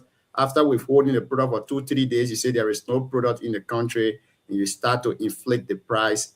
That's why he said the government is taking note of that, and they believe anyone caught in that situation, they will withhold your license for selling in the country, and you will not be able to sell petroleum products anymore in the country. But I don't think he was demanding price control on the market. Yeah, thank you. And this whole border thing is very important. We still await our guests. Honorable Ability should be joining us here. Oh, he just popped in. So I think he's let's see if he gets clear here. But what I was going to say was the root cause of this whole debacle, this whole border thing. I think we should step back and see what caused it. And I have some information that I have not been able to share that, but based on what the information ministry put out today about this whole BK Enterprise stopping operation at the border there, it further solidified the fact that there where the whole noise came from, because this BK Enterprise allegedly was over there. They went to the Guineans to ask them that they were going to do some sand digging in the area there. And then they started digging sand. They asked for 30 days. The 30 days came, they started digging sand. But the Guineans, I don't know how they got that information. They came to find out that it was not just sand that they were digging. There was other mineral that was also attached to the sand digging. That had a whole noise started. But anyway, we got our guest in the back. We can try to get him on and then see what his take. Because I think it's very important to this discussion. He has made a lot of points when it comes to the negotiation, the tactics, and other things. So hopefully we can get him on here to answer those questions for us. So Gina, I will just let you take over. It looks like he... Thank you very much. See you again. I want to welcome all of you to the show. I think my other domain is giving problems, so I had to switch from it to use a guest domain instead. And I think it's pretty well now. I want to welcome all of you to the show. Those of you listening to us via radio, want to say welcome. And those of you to also listening to us via Facebook and YouTube, we want to say welcome to the show.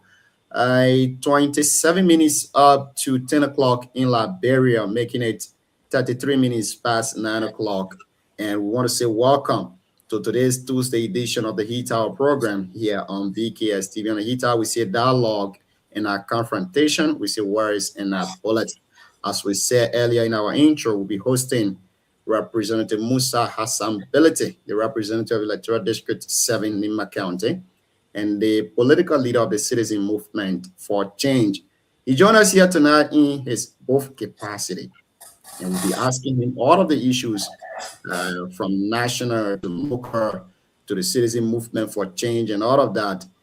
We are told that they have started the construction of the Jaw River Bridge in Bond County, including the Bedagly Road in Nimba County. They have also started the rehabilitation too as well. So as he joined us here tonight, he'll be giving us his their accomplishment so far as a political party. They just celebrated their 1-year anniversary on the 7th of this month. So they'll be giving us their accomplishments, what have been their challenges so far, how have the citizens been relating to them, what have been their message they've been preaching to the citizens so far as a new political party.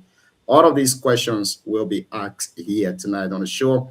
And we ask you if you got any question or inquiries, you can call us on the numbers you see on the screen, or you can type your questions in the comment section and we'll be able to put them through here too as well. If you also want to make your input to the conversation here tonight regarding the Sodoma Port of Entry conversation, you can call us on the numbers you see on the screen and make your contribution. CEO, like you said, right?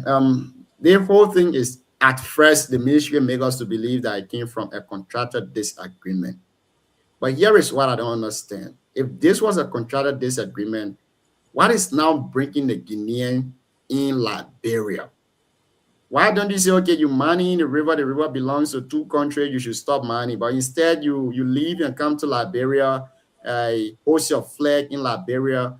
I think that's a violation of international law, specifically a violation of the principle of state sovereignty. And I see no reason that the ministry themselves, they are not sending reporters on the field there to update the public as the first-hand media institution in the country. But they sit in Monrovia and they just give information without knowing what is happening on the ground there. So citizens will just keep cool when they listen to their press briefing. Citizens will be cool when they see the press statement. But the end result, people panic in the morning when they see those people.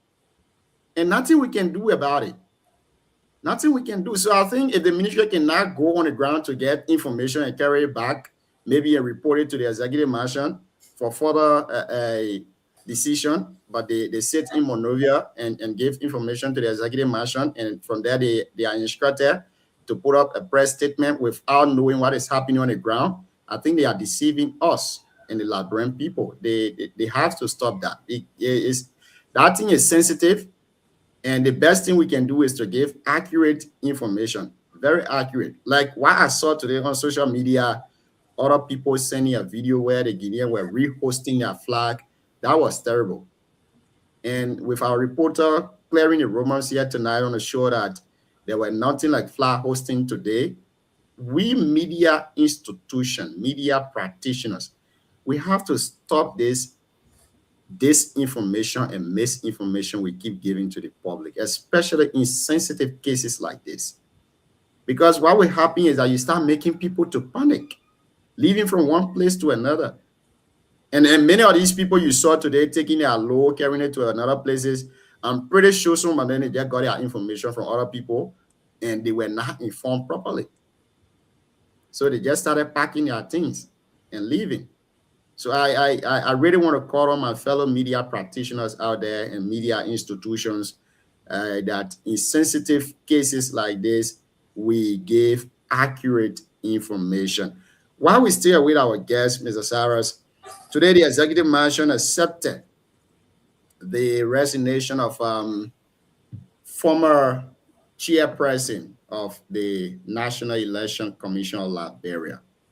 According to what I read from the executive mansion page, they said the chairperson said she consulted her family and she decided that she wanted to take on another adventure. So earlier on, we wanted to discuss the issue. We all said we should wait and let's hear firstly from her what she will say in her resignation letter, then we can be able to discuss it. But finally, she sent a resignation letter today, and the president acknowledged the resignation of her. And in the resignation, in her communication, she said her decision followed a consultation with her family and was guided by a desire to take time off after more than 12 years of service to the commission, first as commissioner and subsequently assuming the chairmanship. She served in that capacity for, I think, 6 years. And she also served in the commission for another 6 years, so making it 12 years. What do you make of this, and how will you recommend to the government as to who to be the next appointee of that position? Let's start with you, Sam.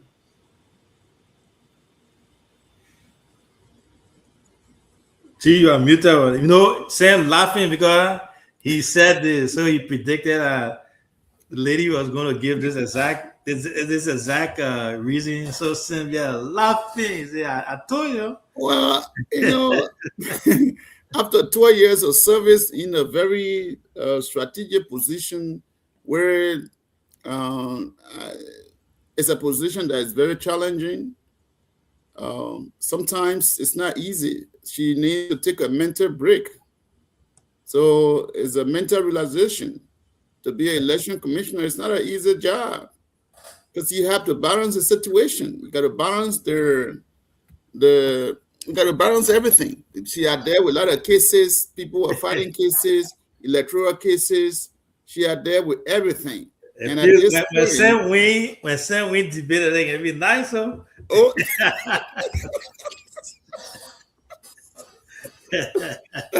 So I think you guys were saying, oh, it is. I said, no, 12 years of service. It's not an easy thing in a kind of position. She needs mental realization, mental break. And she did the right thing. When they greedy people were still on that type of challenging job, and then at some point they break down completely. I think her decision is welcoming. That's what we call patriotism. Whether there's not something behind it, I don't want to know at this time until we get to know later. But I think from the letter, it's set evident that she has served her country well. She is about to take a lead to go and relax.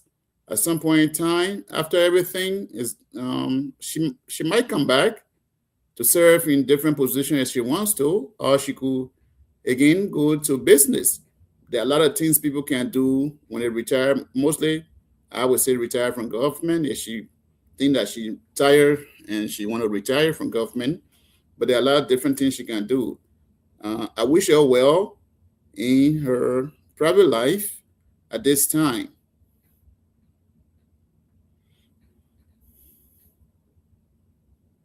So, Sam, what would be your recommendation? I know there are a lot of people serving as commissioner. One thing I cannot say is I don't know. I do not know who is qualified, who's not qualified. It left with the president, it left with the applicant to send their application letter of intent. When they send their letter of intent, the president will review it. The most qualified will be picked by the president to serve and maybe confirmed by the Senate. If the president is not qualified enough to serve in that position, the Senate might reject that person. Obviously, people like Melvin Snowden, they are not people that I can call the senator in a city of disaster where he posting nonsense. In a serious situation happening, he there posting nonsense. It's a disgrace to the country. But you switch the topic. You're talking about the commissioner resigning, going straight to Edwin Snowden. I think he asked me, who do I think that the president should appoint? I said, in the wisdom of the president, the applicant will submit a resume, and the president will pick the good person, and the person will be confirmed by the Senate. But there are good people in the Senate, but waste of time, people like Edwin Snowden, those are the kind of people I consider. Jim, we got our guest in the back. Yeah, see, you can bring the guest on. Oh, you able to do it? You get control? You got to pay me smart to bring the guest on. You got a guest. I'm a smart guest. All right. So there you have it. Honorability. I think you're still talking. They keep having a conversation when you. So you see the problem I get with people that Sam them. Sam live in America. He has seen how politics is played in our country. He has seen how the Democrat go after the Republican, how the Republican go after the Democrat.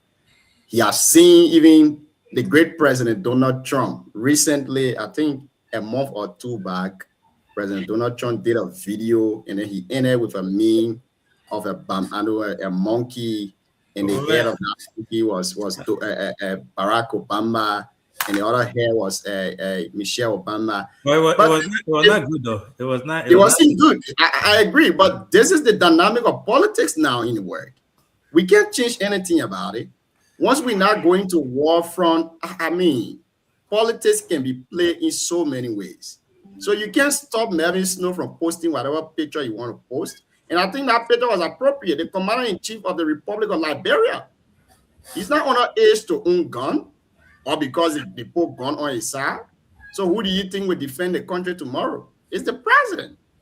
So I don't think Melvin Snow was wrong. That's politics. But you understand what you're saying there? We are talking about somebody, a sitting senator, posting an AI generated photo. Anyway, we'll get let's leave. Nothing wrong with that picture. Yeah, the picture is very appropriate. Very, very appropriate. Anybody can use AI. If you like, you can use Eddie Mary's name and AI generated picture too. No. You guys make issue out of no issue. So let's go to our guest. Let's go to the guest. Thank you very much. Musa Hassan Bility. Good evening and welcome to the show this evening. How you doing, Chief? What's up, guys? Yeah, I see you for long. You already forgot about me. I know my mess that we were happy I was not coming. Yeah, we were happy. The thing was we not coming in the future. Hey, well, yeah, now. Yeah, welcome, Chief. At least you know you've been firing of late. Your projects are kick off across the country. A lot has been happening. The CMC has celebrated 1 year anniversary and all of that. But let's start with you. How you doing, Chief? I'm okay. I'm fine. Traveling. Thank God. Taking life in stride. Working for the people. Yeah, I'm happy where I am. You know. Before we go to the CMC thing and all of that, political parties in Liberia don't succeed lonely. Most often they collaborate with other political parties. You serve as chairman before, you know how it works. Are there plans of the citizen movement for change collaborating with any other political party as opposition collaboration? Well, currently we are actively engaged in collaboration talk. The idea is that CMC expects other parties to join us. We believe that we've never been given a chance, and those parties that have had a chance to run Liberia and you know should not be given chance over us. And we are actively engaged in opposition discussion. The goal for those discussions is for CMC to obviously lead a coalition of opposition parties into 2029.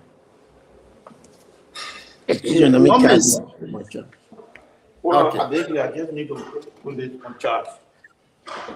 Before folks, we like to welcome you to the show this evening. You are listening to the Heat Hour program here on BKS TV. On the Heat Hour, we say dialogue and our confrontation.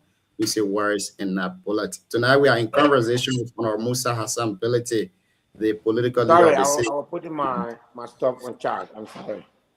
Yeah, no problem, Chief. Welcome back. I was asking that during the George Weah-led administration, we saw massive collaboration between opposition political parties. But now, this Joseph Boakai administration, what we're seeing is that political parties are very independent when it comes to decision making. We're not seeing collaborations. We're not seeing people coming together. We're not seeing opposition political party coming together like we saw during the past regime. What is going on?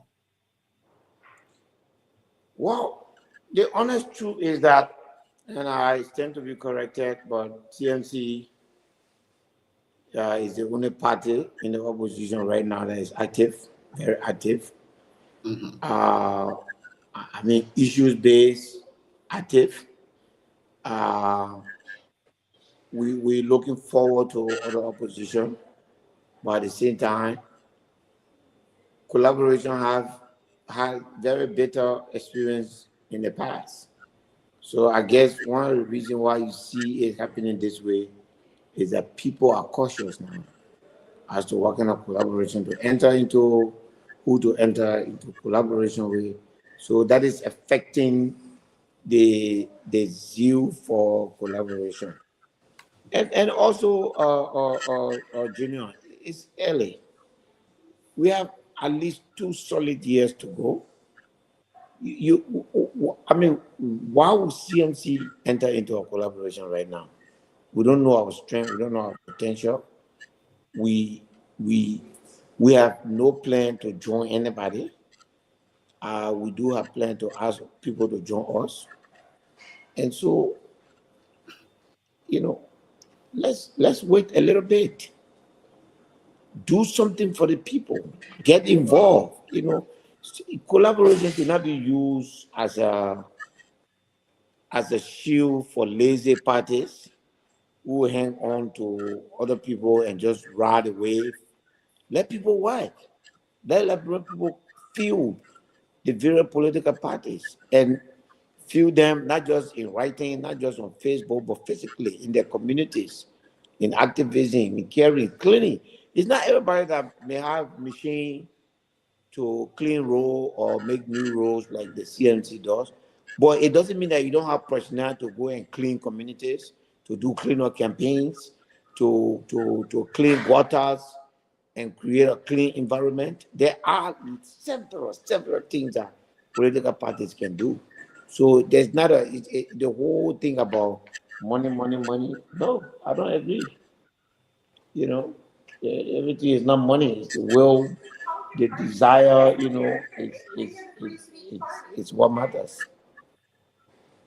Thank you. Now let's go to the CMC. I know we got a lot to unpack here tonight from your end, but you celebrated your 1-year anniversary recently.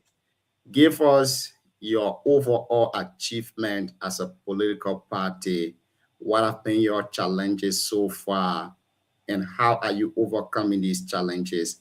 And also, what have been the message you've been carrying to the people across the country?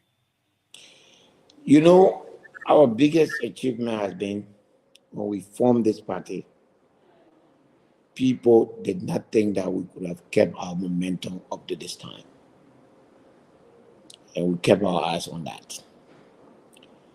There have been serious attempts to pull us back, to put us,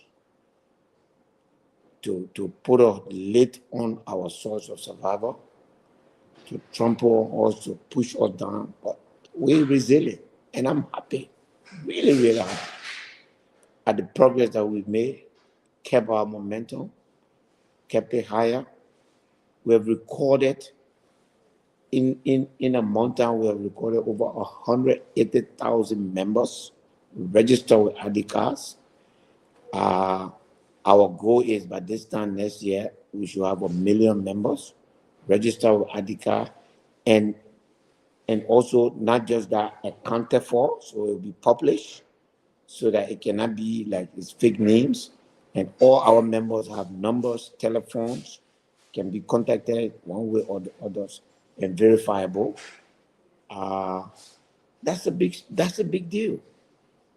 So we're making progress, and we'll continue to make progress.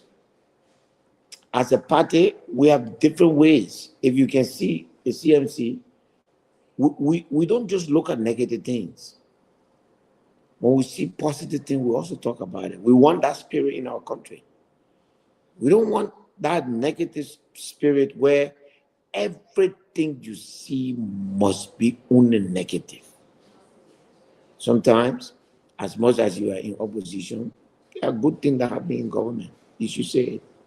No. And sometimes you should not be afraid. Say it like it is. And so we're happy, really.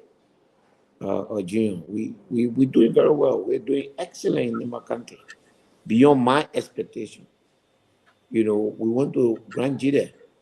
The reception that we got in Grand Jide, no politician from Nimba County in the history of the two counties have ever received that kind of reception. So it's not bad. Keep on. It's coming up. You saw us in bombing. We're doing okay. We're happy. What have been your challenges so far? In meeting with the people, discussing with them, what have been some of the challenges that you've been facing? Our greatest challenge is that we are unable to reach to everybody who wants us to reach to them. It's not easy on my president. I have to work as a lawmaker. I have to go to work to earn money, to run the party. I have to work against government attempt to strangulate my business. It's tough, but we're here. I was listening to some kind of political conversation, and they said one of the greatest strengths of the citizen movement for change is rehabilitating roads. Now that the government has brought in yellow machines to operate across the country, the citizen movement for change have no other area again to focus. So the party will die politically. What say you on this, and what are your new strategies? That's naive. That's statement. The people who are not doing nothing are surviving.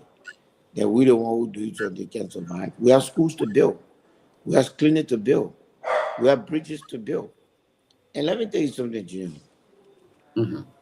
I started work in 2021 in District 3.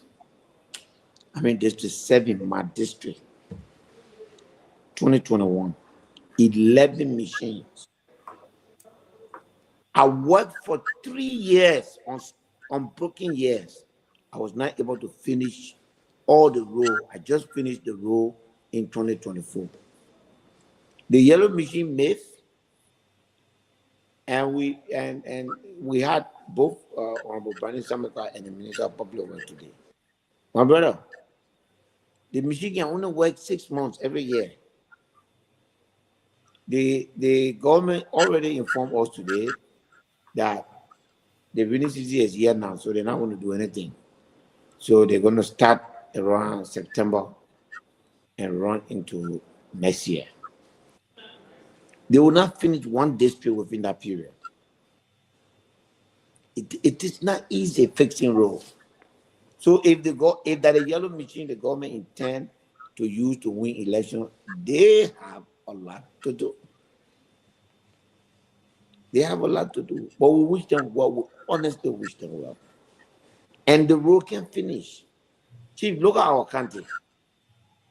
If the yellow machine came right now and said, we want to do 50 roads, there will still be additional 200 roads and not fixed. You understand? And I say this to everybody. I'm happy that CMC is the pioneer of development politics, and that the government is following our footsteps. And the government, whether they like it or not, it's a fact. Before we brought yellow machine, in their whole campaign, they never talk about yellow machine. You understand? Throughout the campaign, they never talk about yellow machine. But I'm happy. Chief, our people will benefit. The people of Liberia. Today, I see Honorable Timba, the Minister of Lands and Mines, he's doing very well in District 9. And I congratulate him. Honorable Kwaglu, Koto. Yeah. Excellent. I'm proud of that young man in District 5. So people are following our footsteps and we are happy. You understand? That's leadership. That's being pioneer. And I'm happy. Is that the only issue? No. The bread and butter issue. Our schools are dilapidated. I hope the plan the government has for the road will translate to schools, will translate to hospitals, and will translate to employment. We are not government. So if you start measuring on with us, then that means you are behind. we're doing, the people are going to ask us for 20 things, we're going to do 3 or 5. And the people will be happy because we are not the one who's supposed to do it. We're not the one who the people have been, we're not the one who the people who are being entrusted with the mantle to the country. It's the government. It's their job. And they're not doing it from their pocket like the way we're doing it. They're doing it for all of us money. It's not the same. I want to see, well, I mean, President Baga was a modest man. He said that to all of us. So I don't expect him to have his personal money to buy a machine and stuff like that. He made that clear. So it's public money. It's all our money. The development that is going there is not a development that will cover re-election for the ruling party. But again, I was in Sano County yesterday. Day before yesterday. The roads are good. I walked to the Minister of Popular Work today. He went to the session. I walked to him. I said, Minister, between Sano and River says, I saw 2 spots. If you don't fix it before the rain comes, the whole road will cut and your work will look bad. I mean that from the bottom of my heart. Because when he does it, it will help our country. So I give him, advice on what to do. When the government people go in the house there, and when their own lawmakers are harassing them, if it doesn't make sense, I intervene. Because I don't see opposition, which is that I'm running for president. I'm not running for president for only people who will vote for me, or people who support me. I'm running for president for everybody. So that's it, Jim. Thank you. We have a lot of people here. DK is here, the CEO is here, Sam is here, Siawate is here. So let's go to the CEO to ask his 2 questions. After that, we'll go to DK. Every now and then I will cut off my video. Forgive me. I'm listening. No problem. Because I'm breaking my fast. So I just want to let you know. So it has no impact. Yeah. See that says a lot. We really appreciate that. Even with all the busy schedule. I call that number. No, somebody called me last night to me. He said, oh man, you're on the show. I don't know how to you can host on that show there. I said, but it's been almost 2 months. I haven't come. But we appreciate Siawate there, DK there. DK, I put them there enjoying on there. I hear now for them. And we got our newest member, Sarah. Sarah's a big fan. When I told you we were coming today, man, we're happy about that. But we want to say thank you, though. But Sarah new to you, but Sarah not new to me. You see that? Sarah? Sarah is new to you, but not new to me. You see that? So the idea of Sarah, but thanks, boss. Again, we really appreciate the fact that you take time off your business schedule to come. So I just have a question for you. I got 2. One will be about the border, and then one will be about CMC. The last time there was a video about you where you made a comment about, at CMC here we are not dividing money. If I paraphrase that right, we're not giving money, right? We are when it comes to the work for the people. When it comes to building school, building road, right? We come to work. We'll go to your district and we'll do that, but we are not dividing money. So what prompted that statement from you? If you don't mind shedding light on that. No, when every now and then the youth wing organizes meeting for me to meet with young people. Mm-hmm. So, and then we have a Q&A. Mm-hmm. I think it comes from there. It's not like anybody will demand the money, but I'm always trying to send a message as quickly as I can. Mm-hmm. That this is not a party where people should come and expect any form of financial remuneration. So anytime I have the opportunity, I make it clear. Yeah. Our party is not Any little money we have, we put it in whatever we can to develop the communities. That's what we do. Thank you. Yeah, when you said that, you also follow up by clarifying and stating that when it comes to development, when it comes to developing your district or anything, we are here to help. Exactly. We're not defining. So I've always had that question I wanted to ask you, but I'm glad that you clarified it because people don't know. Is there, we're going on to go do our own, and then you made that clarification. Now I'll take you to the border. You've been firing. You made a statement about you question the fact that our president left from Liberia with other delegates to go to the president of Guinea to make the negotiation or talk about the diplomatic move and all that stuff. You said it was not a good idea. It should have been done on a neutral ground where ECOWAS was going to reinforce that. Do you still stand by that word, or do you care on sharing light on it? I think this will be your first time publicly speaking about it without, if you take the Facebook posting out of it. Gee, Guinea has one of the largest armies.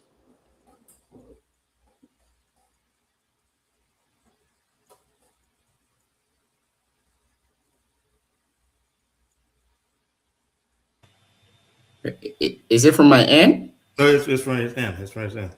I think. Okay, great. Look at that for a second. Yeah, so I think we've been saying on the show, CEO, our man here, he got some things to tell us that he's not telling us. Man, lead it, baby. Let focus on the show.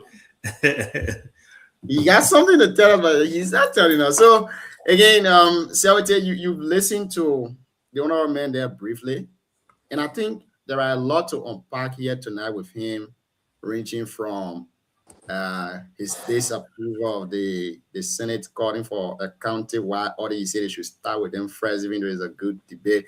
But CEO, let's go back to you. Welcome back, Honorability. Yes, what I was trying to say is that Guinea has one of the largest armies in West Africa. Guinea has one of the youngest leaders, if not the youngest leader in West Africa. And I hope that my statement is not offensive. If it is offensive, I apologize. But the man who is president of Guinea is very young, and the country is fairly too large, especially the army. I doubt if there is a full control from the president straight down.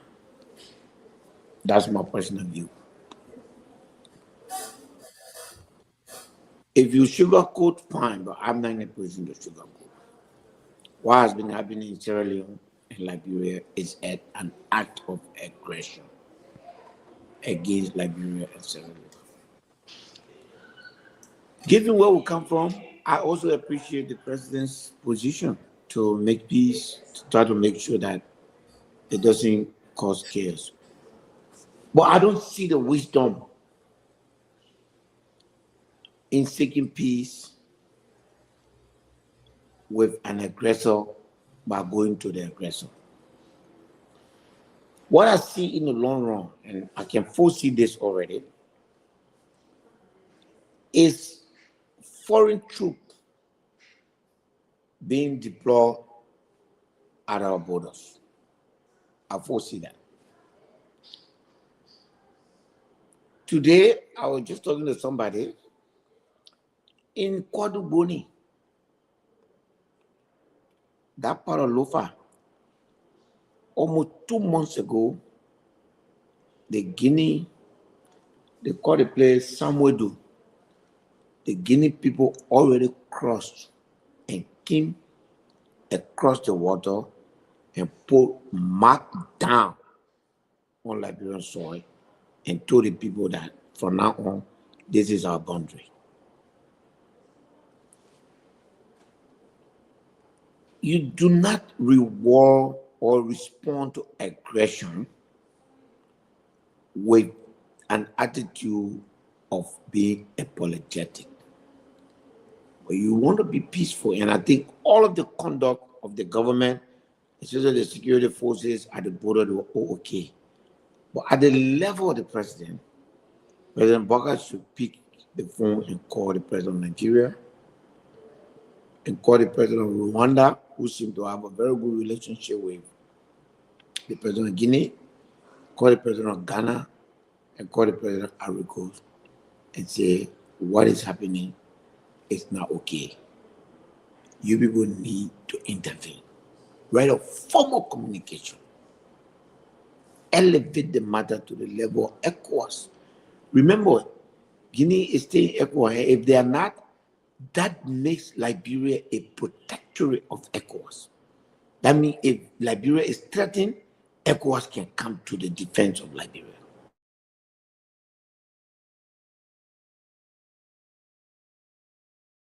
You see, yeah, I know he's having some technical issues there, but that's exactly has been my point as far as the first statement that Honorability made, as far as he doesn't believe the president of Guinea has full control when it comes from up to the bottom. I've been saying that from the get-go. I believe there are several things that are internally in Guinea that he has no control over, and he's using this border thing as a form of distraction. I have said it before, and he just confirmed that. I'm trying. I gotta help me. I need to cut off my WhatsApp. It's really giving me. City did when you came remember last time. Yeah, and please. I need to. I'm not Gio happy that time. Gio, what I did with the honorable stuff the last time It's you were in. really giving me a hard time. I don't know why. I'm coming. I'm trying to cut it off because every time somebody call me, it will shut down. Every time somebody call me, I think you had to do it. You had to put on do not disturb the last time. Oh, how do we do that? Yeah. How you did it? Okay. You're right. Mm-hmm. You tend to do not disturb on.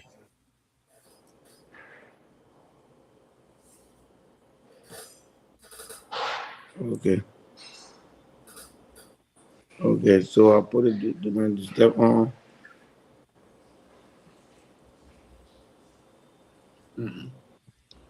Yeah, just please. There you go. Yeah, so hopefully. Yeah, well, once you get it, do not disturb on, it should work. I know that it happened the last time, and that helped. Okay, let's see how that comes on. Yeah. So when you are approaching a crisis like this, don't allow yourself to be in a situation where people will eventually help you. You go to them like they were not your first option, and then you jam, and then you have to run to them. In this thing, we shouldn't be rushing for meeting at presidential level. The president is our last resort.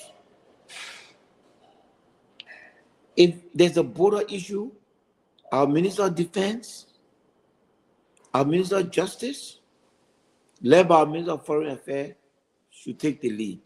The president should give them letter to immediately go to ECOWAS, to go to AU, and the United Nations that we have a potential border problem. Then you write Guinea. But you go there, no format, the trip is not arranged in such a way that when president visits, let me tell you something about presidential visit. I have that experience. When the president gets in a plane to go anywhere, the outcome of that meeting is already predetermined. That means everything has been worked out. How do we look? It makes the president weak. It makes us appears vulnerable. Our president will go to another president, will stand up and take a picture and say everything finished. The next day, the main army invade our country. It's not okay. I don't care how you put it. And I'm not speaking as an opposition, I'm speaking as a Liberian. And in terms of crisis, we need the president to appear to be in charge and strong for us as a country. Because we look for that. We look to that. That's why I wrote that piece. I said it was a bad move. That the man you're going to, he is the aggressor. He will not respect you. In his mind, in the mind of his people, you're going to beg him. Can you imagine why did he go to Ivory Coast? Ivory Coast is a member of the Mano River Union. Remember? This border dispute does not involve Ivory Coast. So Ivory Coast was a good venue. Ghana is a good venue. The president of Guinea seemed to have good relationship with Ghana. He was in Ghana for the inauguration. So it's a good venue. Nigeria is. Several other countries, Rwanda, different countries could have come to say, no, this is wrong.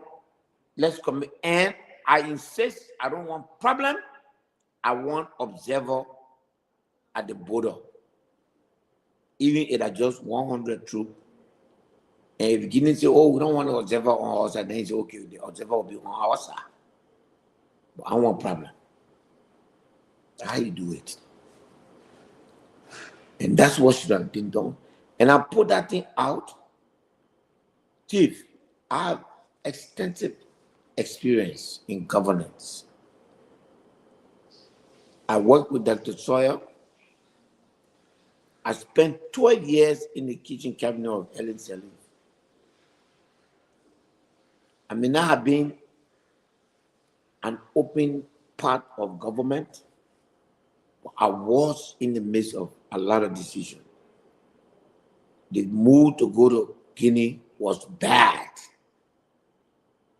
And we got to slap it. Even if they fix it now, how do you feel tonight that you're going to go to bed knowing that a foreign soldier is on your land and you can't do nothing about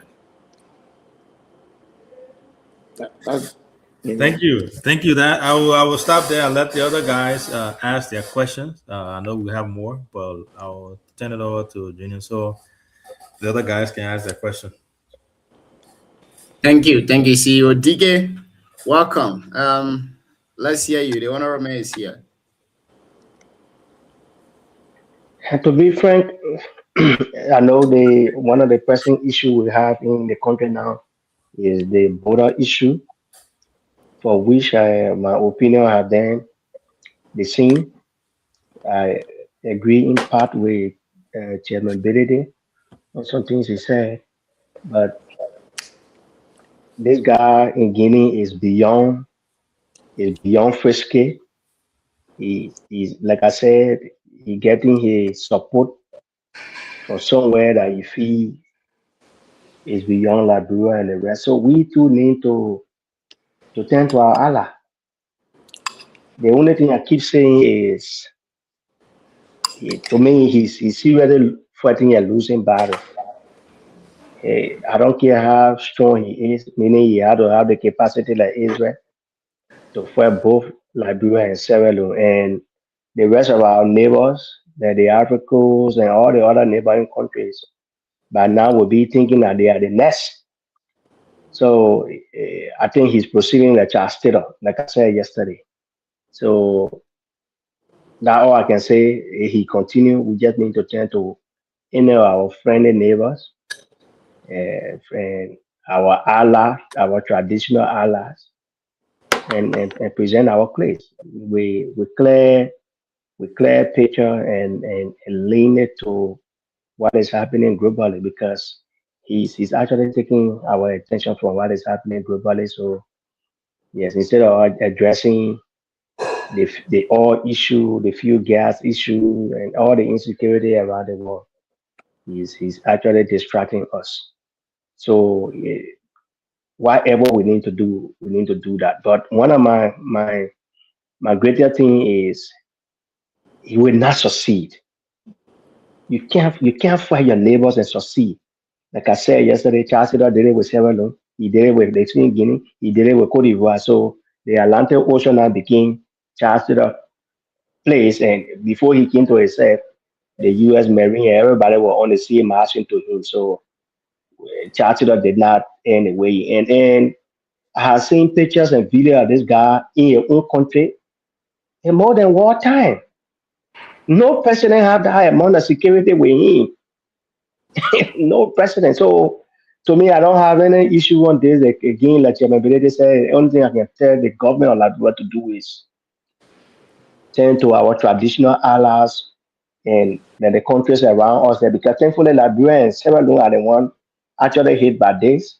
Turn to Africa, turn to all the other people there and say, okay, this is with Liberia and Sierra Leone now, but you guys are less.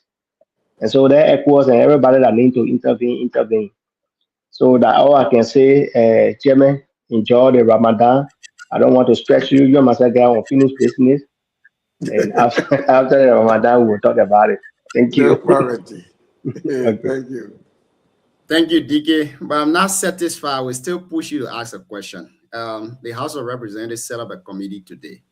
You had issue with that committee setting up to go at the border. Honorability is here. You can speak to him directly on that. Look, the chairman will agree with me on my earlier point on this the issue with the House of Representatives. They are spineless. I just showmanship they want to do. They had nothing to prove. They had no solution to what is happening there. The head of state went there yesterday. 2 heads of state went to Guinea yesterday.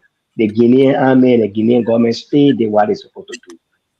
You produce 73 Richard Kun, they can't do nothing. They just went there to go eat food, marry me, and come back. They had no span. If they really want to do something about the border, increase the national security budget, increase recruitment for the police, increase recruitment for the AFL, put good money in the budget and national defense, buy equipment, they recruit more people. If Guinea is sending 1,000 troops to that border, that's 500. If the Guinean government, their army capacity is 10,000, they go to 20,000, so that we can. What Richard Kun and people go to do that? They're not doing nothing. They will not offer nothing. If Joseph Barker go to Conakry, and the people say do the same, why Richard Kun, why you going to? Don't waste our time on that. They just want to justify the money they make. Man, I got a question for the honorable. DK, I just want to make a comment. Look, first of all, look at the logic. The president gone. You are saying now that the thing the president achieved, that what you can achieve. What you're going signifies. When things happen, visitation, it escalates, right? The police gone there, followed by the army, the chief of staff, the leader. But we've already been represented there at the highest level. So what are you going to achieve? You want to go say that you're able to do something that Waka did not do? And secondly, it just tells you, brother, that the government has been commingled and that they see themselves as one unit. Otherwise, we got plenty of work to do here. We got plenty of work for that. We got supervision to do. The Ministry of Public Work, the Ministry of Transport function, which is a statutory function, has been taken away arbitrarily. We got that to look at. We got plenty of things as a country. We have not even asked the question, why up to now our army in their full regalia have not shown up at our border. The ordinary Liberian in that town today have no faith that they can be protected. Because you're talking about 500, my brother, even if you had 150,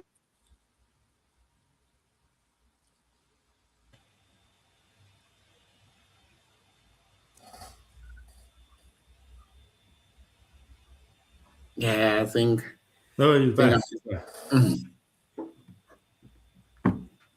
Oh, they muted. I call muted him. I call muted him.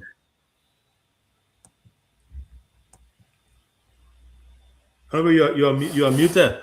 You want to unmute your phone? Oh, Try to put him in the bag and see. Honorability, you are muted. We can't hear you. No, we can't hear you. Go out and come back in.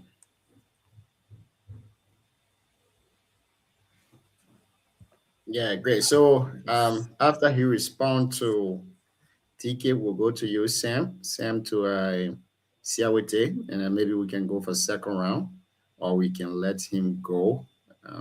I let him rejoin us. Then we will know what to do. But again, a lot to unpack. He spoke of the petroleum issue. He gave a recommendation to the government. I think that's something too we need to discuss as well. Recently, one of their official What I'm saying is that had an issue if you had like 150 people, our army, how do you feel? It's going to 5 days now. We clearly don't seem to be able to feel that our border is being guarded by our security. But the best thing that we've done is to clear the place and make the Guinean feel that they can come anytime. And the last time they were driven out, it was by the civilian. It shouldn't be like that. It shouldn't be like that. We need to take this army in Guinea looks ambitious to me. We should not. I see people going around. Okay, it's okay. But the moves so far from the Liberian government are not the right moves. We are negotiating surrender. We're not negotiating to protect our sovereignty. You know, who wants war? Nobody wants war. We're never ever asking for war. But involve people. You have the right under the ECOWAS protocol to say, I am under threat. I need your intervention. Liberia has that right. You have the right under the United Nations to say, I'm under threat. You have not done that. You could have carried Guinea complaint to the United Nations Security Council that you are a member of the Security Council. This is where Security Council resolution, you can use it. Because where Liberia is, countries need our vote. So now you tell them, oh, I'm under threat. I need a resolution. You think that any country on that bench today will say, Liberia, we can't sign that resolution for you? That's how you use your leverage. So that trip was not a good trip. It did not help us. And it's a slap in the face of the president. But you know, he's a calm man. I don't think he's going to overreact. My only request to him, as always, is that he must do his best to make sure that other countries are involved. The action of Guinea today showed bad faith. So therefore, involve other people. Any meeting now involving Guinea is useless. Involve other people. Get Ghana, get Nigeria, get Rwanda, get Ivory Coast, and tell them into the net. And sometimes you don't have to fight war, but you have to appear like the man is coming to my territory. If he come again, I will not allow him to come. You all come and stand there to avoid this thing from happening.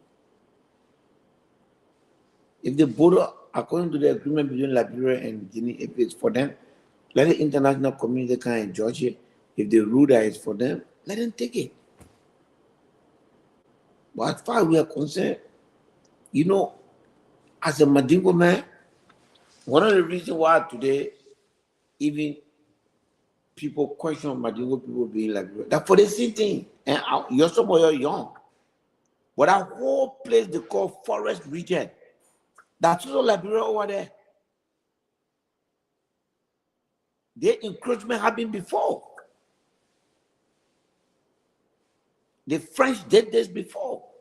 And Andrea Barclay or who, they were just sitting out here and they just surrendered that country. And along went a whole tribe. The only reason why you have a place in Liberia today that has a Madigo or community 100% is because there was a general, a Madigo general who fought the French and refused to be for the French flag to be put in that place to go Kwaduboni. Go there. There's a monument where Barclay honor him. So these things have happened. It's now coming towards the Kisi land. And don't forget, we have the mountain in Nimba. And this mountain we are sharing. The people will get up one day and say, you know what, the whole mountain here for us. Let's make a point. And again, I'm not saying that we should retaliate, but let's involve the international community. The leadership in Guinea does not seem to be interested in a resolution that should be done at bilateral level. And maybe they have grievances. Again, we need to find out what is the arrangement. What's happening? There's some information we are hearing. I don't want to give credence to that, but we're hearing all kinds of information about send money, double money, this and that. Because once you bring the international community, then the grievances will be heard. Otherwise, the kind of thing that happened yesterday, that's deception. It should not happen between two settled countries. The head of state of two countries cannot come to your country and sit with you and you sign an agreement to say that you will. And by the way, that agreement is ambiguous. I don't know how the president even signed. People talk about territorial integrity. Okay, read the agreement. The agreement seems to say we will respect territorial integrity. But you should have specifically mentioned your borders and talk about the river that brings the confusion. When you ready to communicate like that, if you really want it to look strong and just be specific, don't be diplomatic about it. Suppose the people tell you say their interpretation of that agreement was that you agree that the water for them, so they should put their suppose that's what they say. The lawyers say for the avoidance of doubt. So you are reading a better communique for the president to sign. Thank you. Thank you very much, Chief. Again, folks, if you are just joining us, you are listening to the Heat Hour program here. And tonight we are in conversation with Musa Hassan Belete. Cyrus, over to you now. Let's hear you, Chief. Okay. CEO Belete, Honorable Belete, the political leader Belete. Yeah. Great to be here. Good to see you again. I have a few questions for you. Are you aware that the UN Resolution 2288 abolished the embargo, the arms embargo on Liberia? Yeah. Okay. So, are you aware that the Liberian military, the AFL specifically, the manpower is a little bit less than 3,000?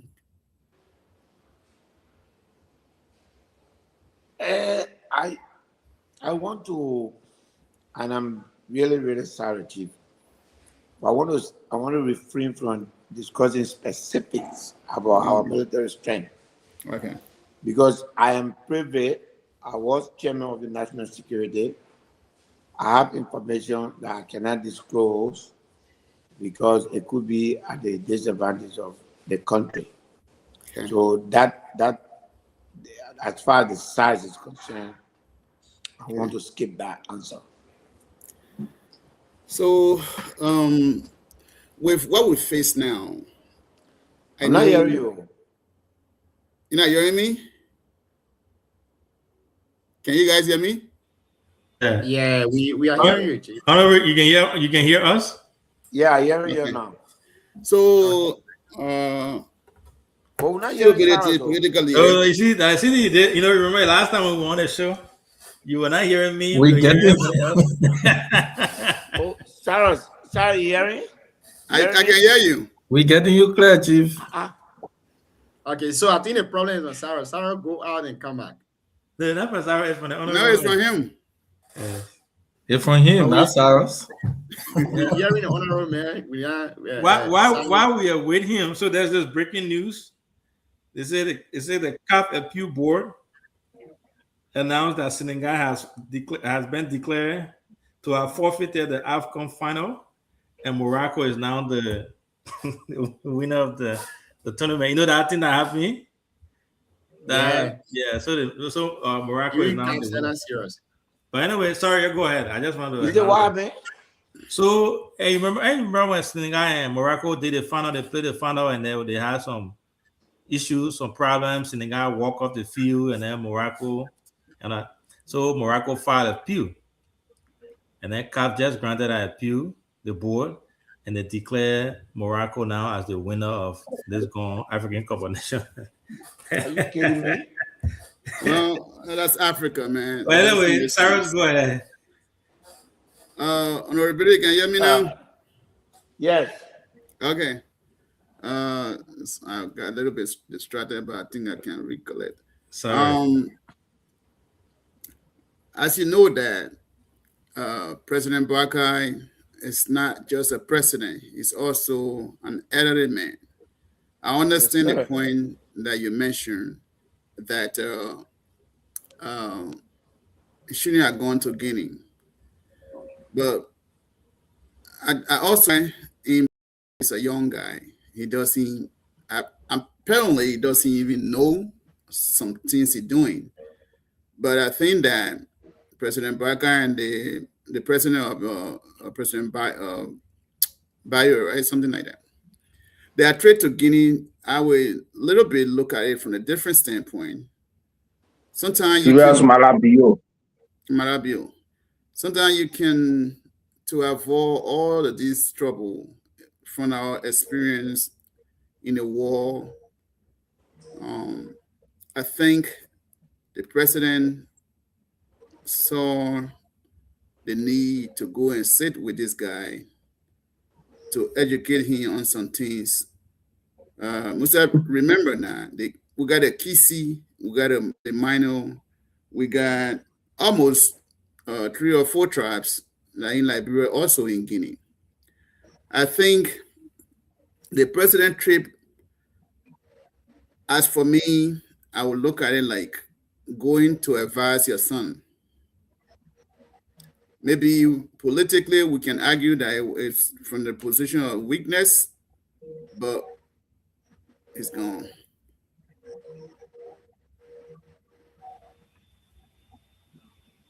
Yeah, I think he will rejoin us very shortly. Yeah, but I also believe let's welcome to the show my brother Aman Brooks. Yeah. Aman, welcome. Sorry, I think okay. Thank you so much. So I think that from his position as an elderly man, I think it's also good to go and sit with a young man and say, hey, my friend, this is how we're supposed to behave to each other. Politically, we might understand it from the weakness as he traveled there. But on the other hand, I see it too as position of strength. Going to the young man to educate him on some things. We are interrelated. We got the Manon people in Guinea. We got the Kisi people in Guinea. Lama, and all of those folks in Guinea. So in our world, we are intertwined. So with the president visit, if the guy continued to send his troops to Liberia, at this point, remember now, we do not have the UN that you're talking about. The UN is just fragile at this point. The ECOWAS, we depending on the ECOWAS is fragile at this point. We live in a situation in the world today that every organization that used to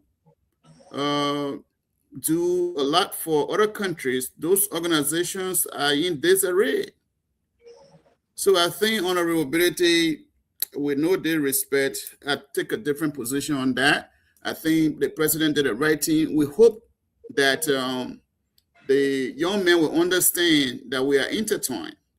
If we continue now, we can go and say, oh, you know what? When it happens, the president, I went to him, I talked to him, we signed some document, but he did not abide by the document, and here we are. Maybe we can go that route.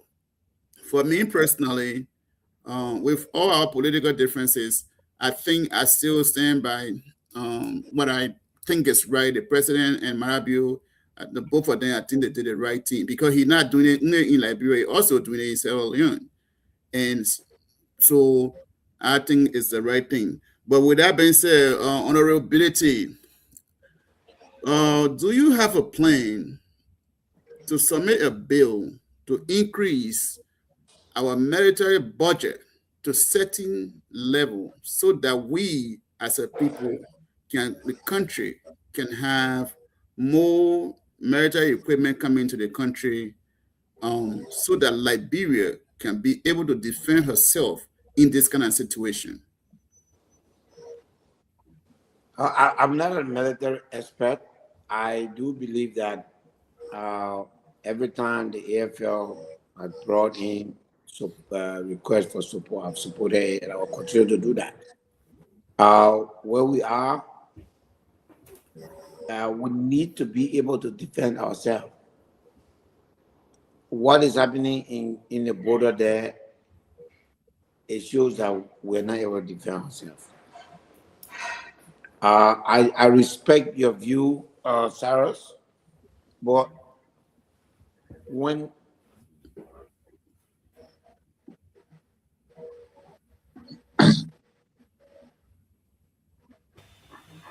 Yeah, I think when the president took the oath of office,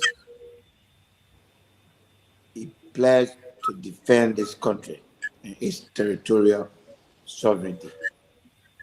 When the army, chief of staff, and everyone took the oath of office, they pledged it. There should be no discussion about that.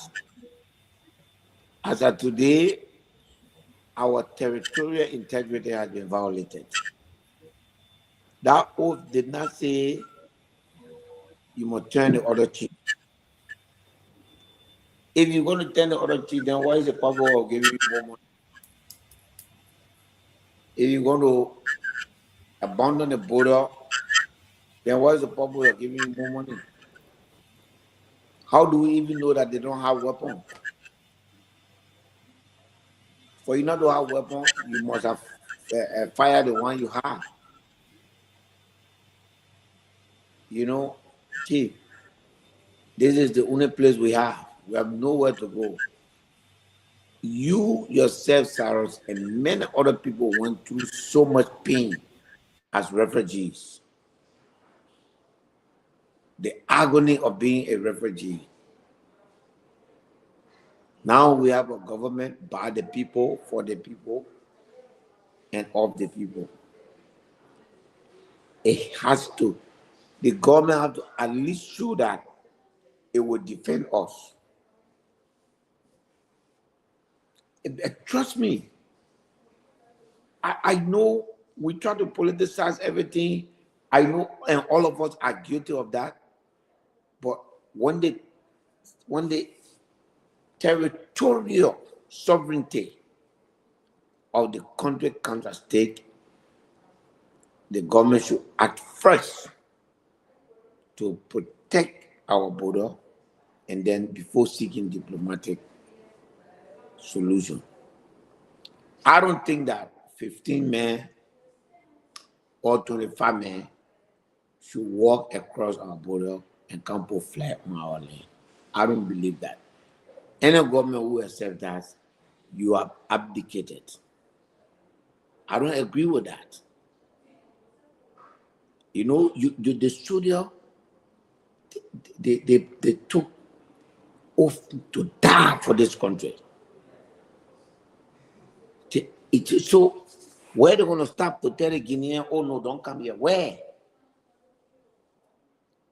I told you something today and you're in here. I want you to investigate. There's a part of Kwaduboni that what is happening in Kisi land has happened there almost 3-4 months ago. The people have been crushed on the land on that side almost 3-4 months ago. So I am sorry. I support peace, but you can go and sit down and discuss peace from a position of strength. Any other thing you do, if you're not coming from a position of strength, you are only discussing your surrender.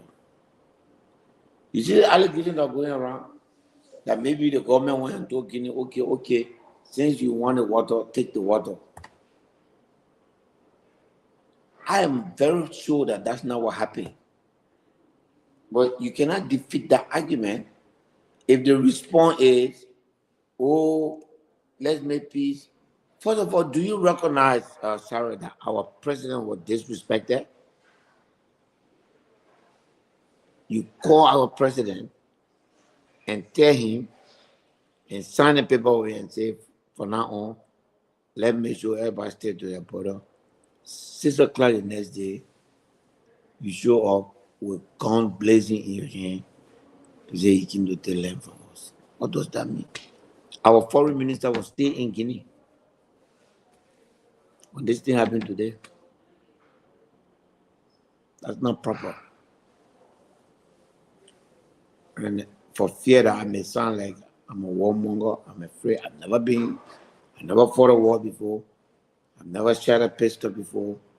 I've never been in a war situation. I've never been in paramilitary situation. But I love my country, and Liberia has lost territory to Ivory Coast, to Guinea, to Sierra Leone, to the British and the French in the same cowardice manner. We continue to do it, we'll lose more territory.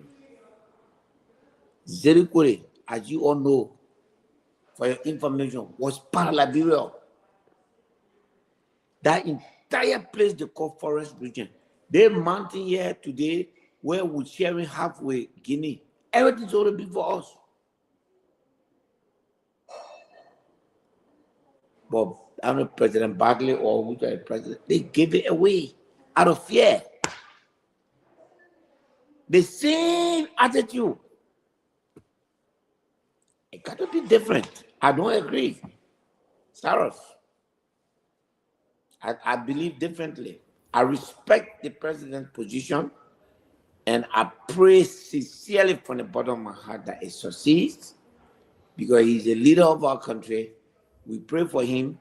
When it comes to the survival of Liberia, no party business in our. So I stand with him. I support him.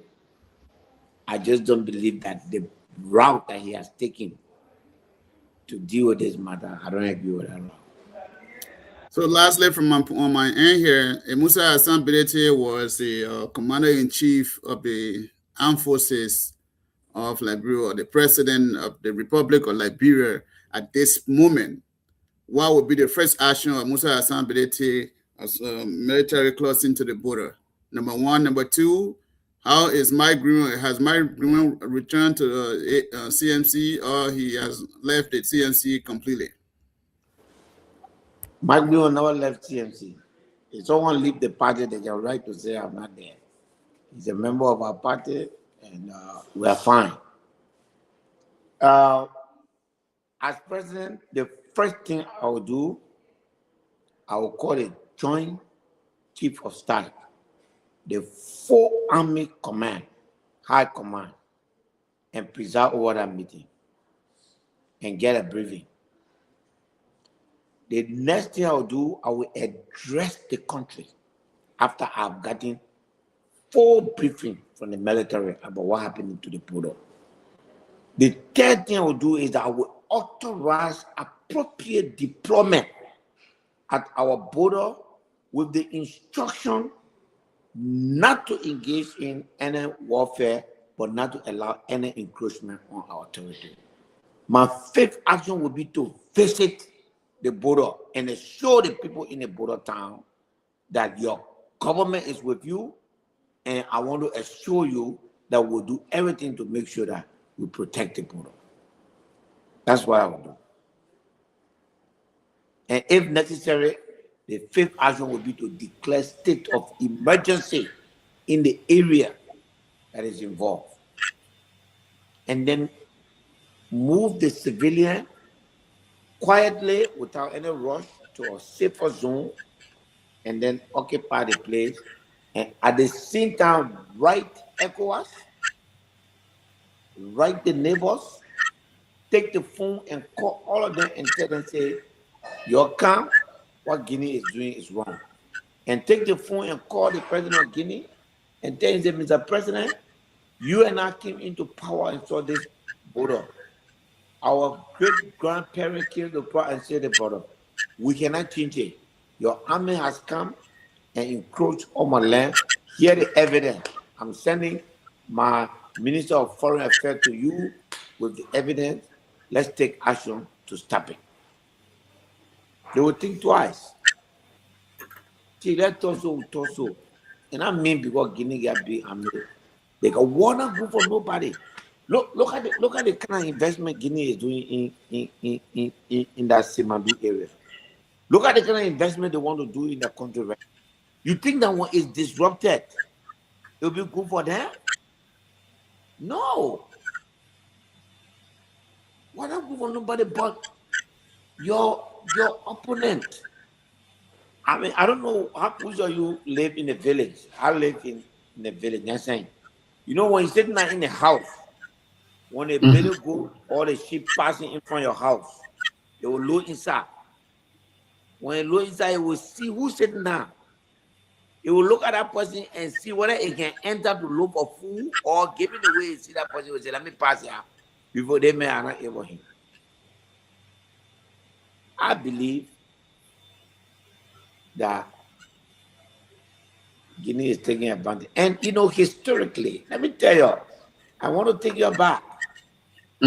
There are precedent to this. A year ago, the Liberian government, through the same intimidation, was intimidated by the Guinean government, and they gave away a Liberian, who the Guinean government claimed was a dissident, and he was taken to Guinea because Guinea threatened that if they didn't give it, they were going to take military action against Liberia. They take the ball, send it to Guinea. Nobody knows what happened to that person today. So the next thing, they arrested 15 Sierra Leoneans who had gone to put or post in front of their land. Today, since Guinea took that piece of land from Sierra Leone, also today they are not giving it back. And then we are sitting now in the name of, you know, whatever we want to call it. Let us be careful. So yes, if I were president, I would do a lot. Thank you. Before we go to Siawete, I would like to ask this follow-up question to you, Honorability. It seems like many parts of Liberia, our borderlines, are vulnerable. What is your recommendation? You are in the legislature now, and we see encroachment in Foya. It could be in Nima tomorrow. It could be around Grand Jide tomorrow. It could be other countries encroaching on Liberian land. What are you guys thinking of doing to protect our borders, except for the Foya issue? Instead of buying vehicles and paying government official, public corporation, buying 100,000 vehicle, paying them say $10,000-$15,000, not contributing to national budget, even though they're making 10, 15, 20 million dollars. Instead of other waste, we should cut it and put it in our national security. That's what I would do. Thank you. Sawate, over to you now. Let's hear you, Chief. So they've been waiting for this question. I said, the best friend, yo. Your favorite politician. Thank you, CEO. Gino. Good evening, Honorability. Yes, sir, Chief. Okay, welcome to the platform. Happy Ramadan month. Thank you. I listened to you keenly, and I took a lot of things from there regarding that have been some of the conversation we have had, though. But another thing I was looking at from the flip side is that regardless of how we see it at the end of the day, Liberia, all the parties that are involved, we still had to go on the round table for discussion. So at this point, I think every leader has their own approach to situation that arises. Like you are giving your platform as to if you are being you. But I think the approach by the president, because I do know with all of what we went through during the war, at the end of the day, we all converged in Ghana and signed the Ghana Peace Accord. So I think the approach by those leaders, because even reporting to the ECOWAS,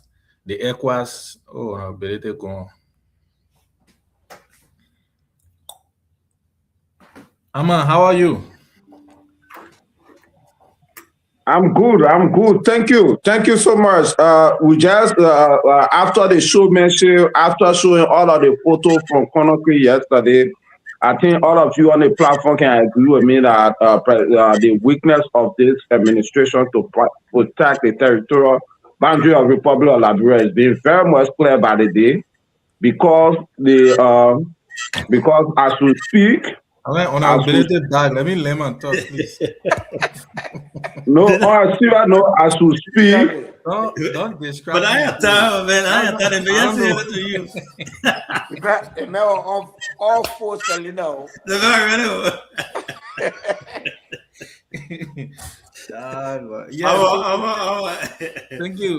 Thank you. So like I was saying, it's not really a counter to you. It's just, expressing our opinion.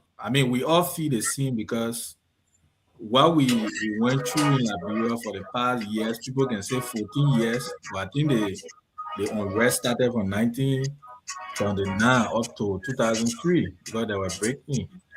So with all of what is happening, even from the colonial time up to today, there have been a lot of infringement. I think it's unfortunate, like you said, with the issue with Lofa, is not only unique to the Foya side, where it also has to do with one of our side to Kwado Boni. I think that needs to be raised. I don't know why you're not being elevated to this level. Really? I don't know why. I just got to hear that today.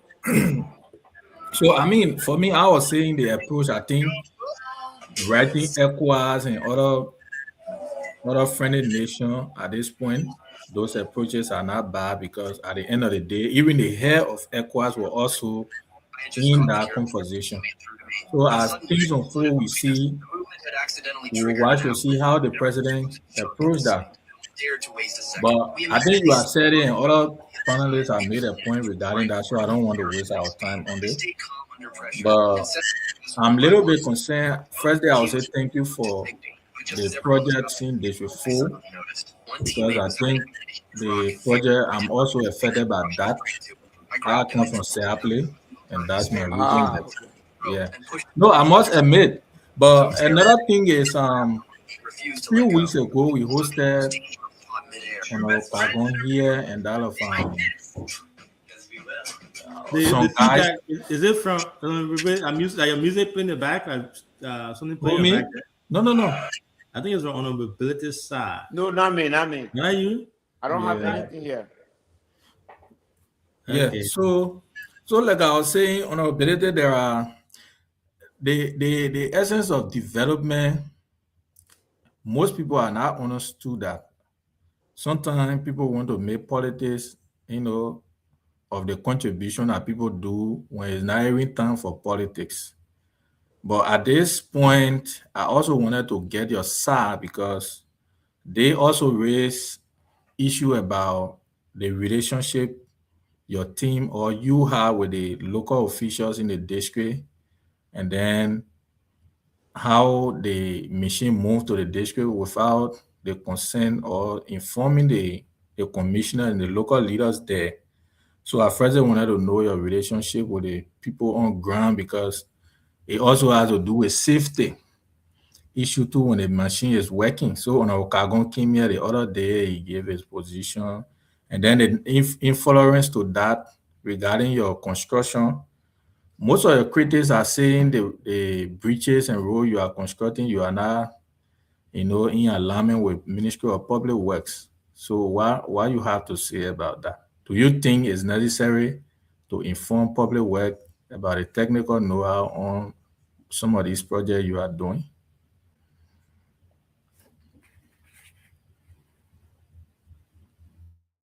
I'm in a meeting. Who's this? Yeah, who's this? Okay, Tamuga, I beg you, let me kick you out. I'm online, please. Yeah, Cheto, go ahead. Oh, you didn't get me?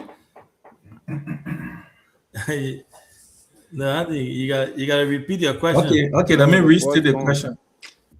But the coin. When yeah, the coin, I think maybe a line was ringing by that time. DK said that he's facing some problem. No, DK, don't say hi to Amma. Because when we say hello to Amma, I don't know where the man coming from with it. Yeah. See the man face right now. He's like, you better want to fire. We get Amma pick up. You on your own. Yeah, man. I mean, CEO, like every speaker has said, I mean, that's the button. Every one of us are frustrated the way the Guineans are proceeding. I think is highly disrespectful. But the way Amanen want us, what going? Everybody going off? No, we are. Yeah, the way the way the guys want the president to proceed at the will sometimes it's not necessary. We're in Liberia, we saw a lot of things during the war, and at the end of the day, all in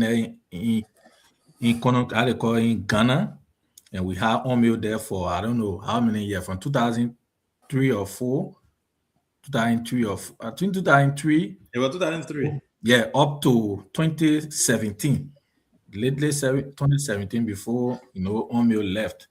So I mean, we still got a fragile piece in the country. So with the president carrying on those negotiations, I think to me it's not bad. Why they should, we are all hurt by the action of the Guinean soldiers. But I mean, as a matter of fact, the end of the day, I don't care how many troops we deploy, how many logistics we deploy in various counties, and I mean, borderline will still have to go on the table to have the discussion.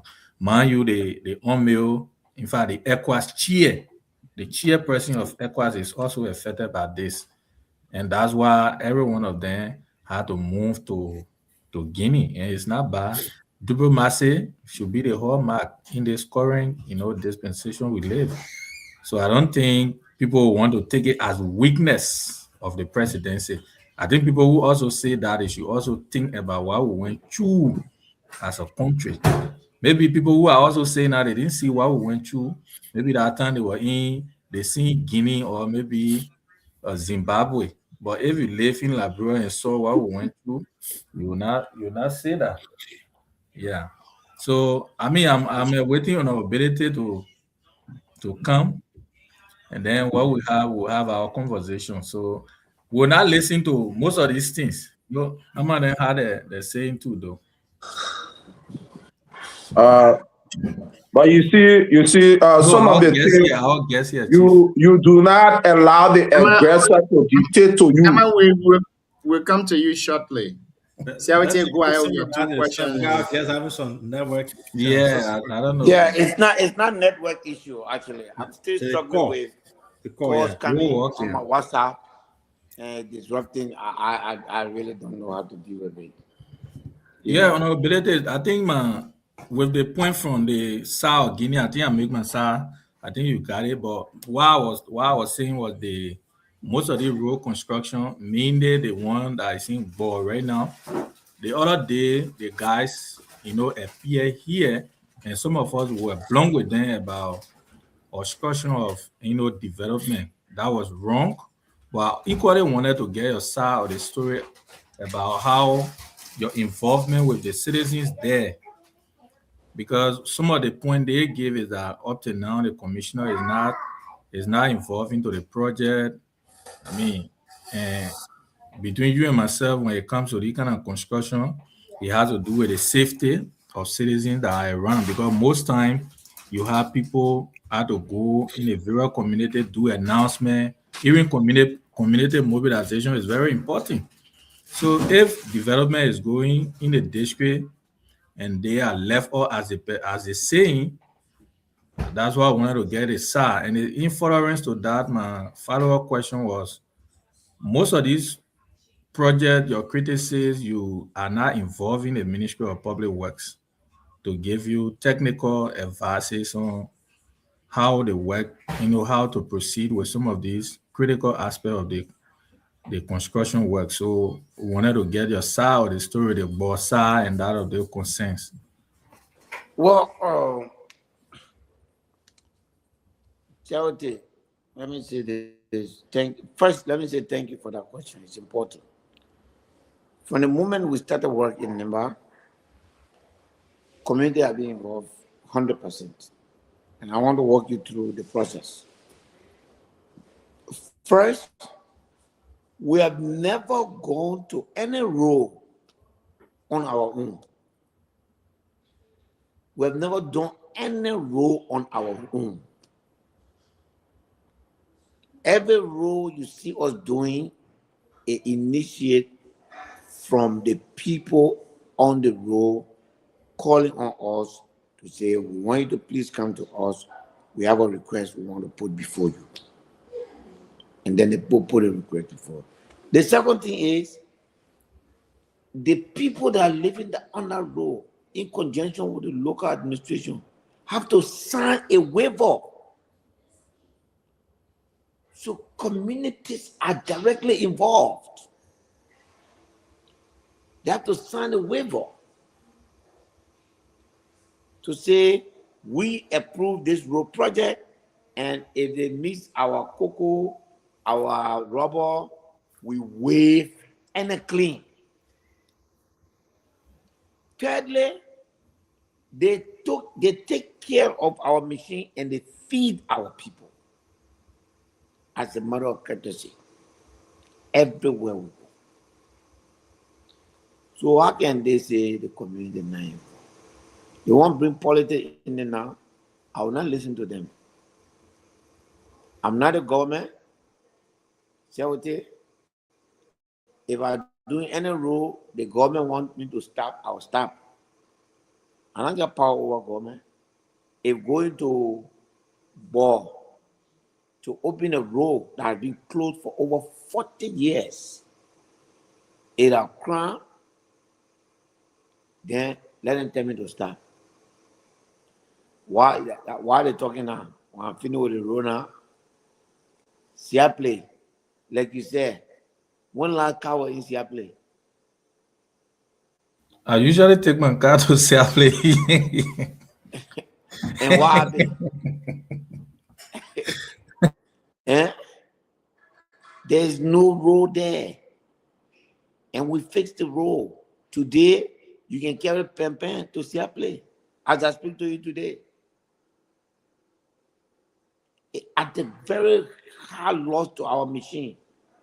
That Rocky Mountain, it broke more than 40 chains of the dozer that used that thing. just breaking it because of social rock. So I don't know what people are talking about. I'm not going to listen to that.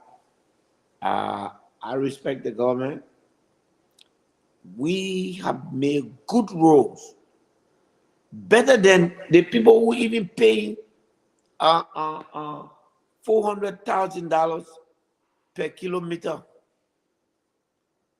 The people are paying like $50,000 US per kilometer to make road.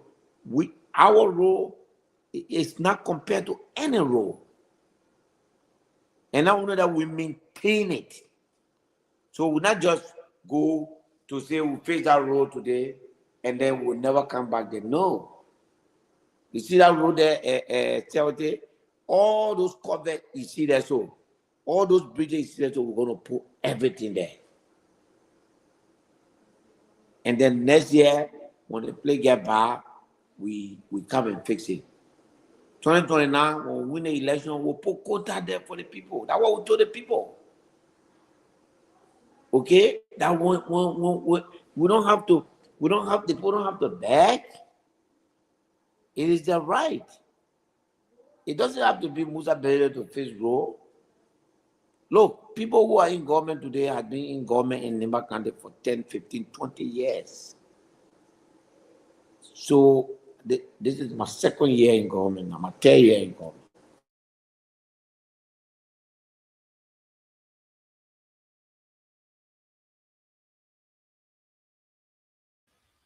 Yeah, Siawete, I think that was your 2 question, right?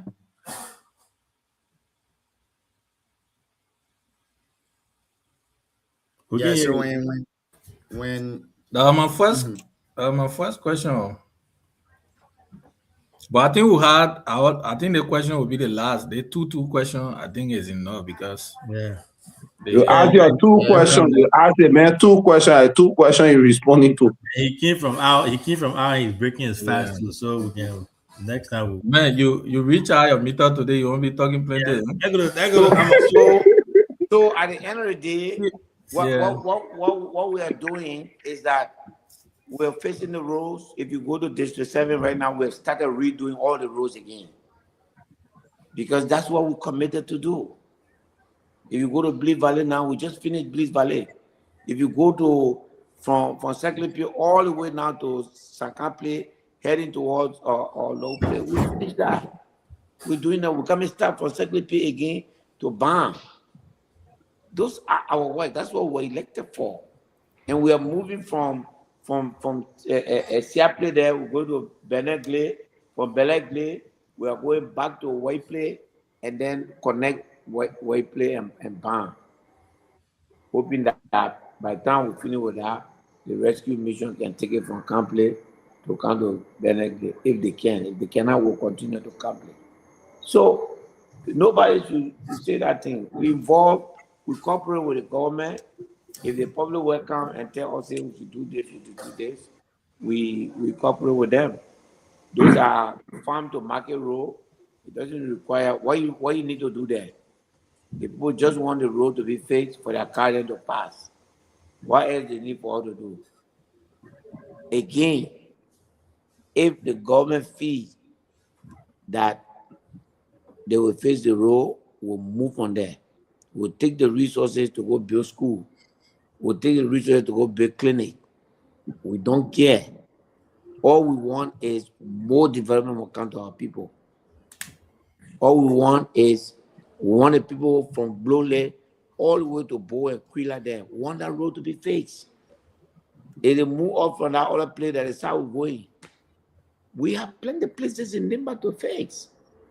The whole of District 8, District 2, District 3, all these places need road. We got one set of machine, only one. That's why I say Nimba always get a job. We got one set of machine, but we got 9 districts.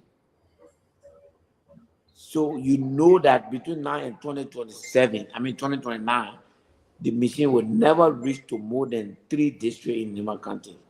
Go lay down and sleep on that one. So we need a road. We are fixing our road. We don't want to finish. But if anybody say that we don't involve the Ministry of Public Works, after 4 years of work, no bad story, let them come. We ain't going around hurting people. We never been in a community where the people ain't approve. That the people can ask us to fix the road. The issue of the commissioner over there, the commissioner was, being insensitive to the plight of his people. And I think he just wanted to, how people can do things. You know how Nema can do it. The commissioner wanted to prove that he's a loyalist. So, but the people managed to resolve it. We don't anywhere, charity, I carry my machine. And the local leaders say, don't put it out, not put it there. I will leave the next day. I want the rest of the story that between you and the people. Yes, bro. Thank you. Thank you, Honorability. CEO, I mean, I think I got. I want more. I will be back. Okay, I just get few seconds with the honorable. You had to break it fast. So, the reason I asked this question and I brought this up, CEO, I just want to make, my position clear as a son of Zoge and also a supporter of this government. I think when the guys appeared here the other day, I was very firm about my position on the construction of that road. I come from that region. I know why it is. And like Honorability said, government will not reach everywhere. Even I don't care how we play the politics, if we take that machine from there today, no one will construct that road. When the politics come, we'll play the politics. On the show, many times Honorability come. When it's time for the conversation, the political side will have a conversation. So I just wanted to make it clear here that the development is carrying on is welcoming as a son of Zoge, and from that region, we appreciate, and as a matter of fact, we'll make our contribution. Once you enter in Seattle, officially, we'll make our contribution to the team. I spoke to Honor Kagon the last time, but the last one too, I wanted you to respond to is the court ruling and that of you said you have 180,000 members, but I don't know whether your communication team is taking note of the opinion poll that is being conducted across a recent with those 1,000 plus members. Sometimes where opinion pool. We see which network? Some was done on a Spoon Network the other day, and some was done on the I think the closing argument, and we saw the CMC Desmond performing. So I wanted to know whether you are getting that feedback with over 180,000 members, like you said, and those results that came out are not too favorable for the CMC. I don't know whether you follow that. We took note of that, and before they say I'm consulting for CMC again. No. We took note of that, and Okay. we've taken the necessary corrective action. Sometimes there are people, and this is the problem. There are political parties that are dedicated to being on Facebook and making their presence felt on Facebook and forget about the everyday people. We are just too busy looking after the ordinary people. Sometimes that we forget that we have to also look on the Facebook. But we've corrected that now. So anybody who wishes to engage into another pool, you will feel our presence there. Thank you. Thank you very much, Chief. Amma, I beg you, we need to let our guests to go. So if you want to make a statement, you will make statement and ask one question. Thank you. We're very surprised, Amma, today. No, that man. Yeah, every day I go through that every day. I'm in full solidarity with my opposition brother. Okay. Thank you, Sir Musa Asability. I thank you for that. Thank you, CEO, and thank you to all of the panelists. Like we said on the platform and on our own platform many days ago, which many of our video is going viral.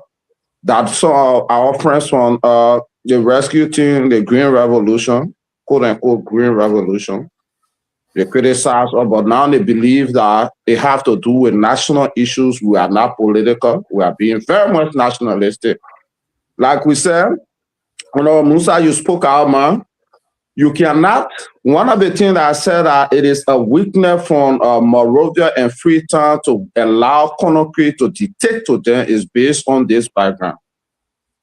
Conakry now is the aggressors to our two nations in the Mana River Union. And you allow the aggressor for you to play by the playbook or the agenda of the aggressor. He invites you to Freetown. Musa, I don't know whether you are seeing the photo where he holding the two leaders here. I have to say he is holding a baby.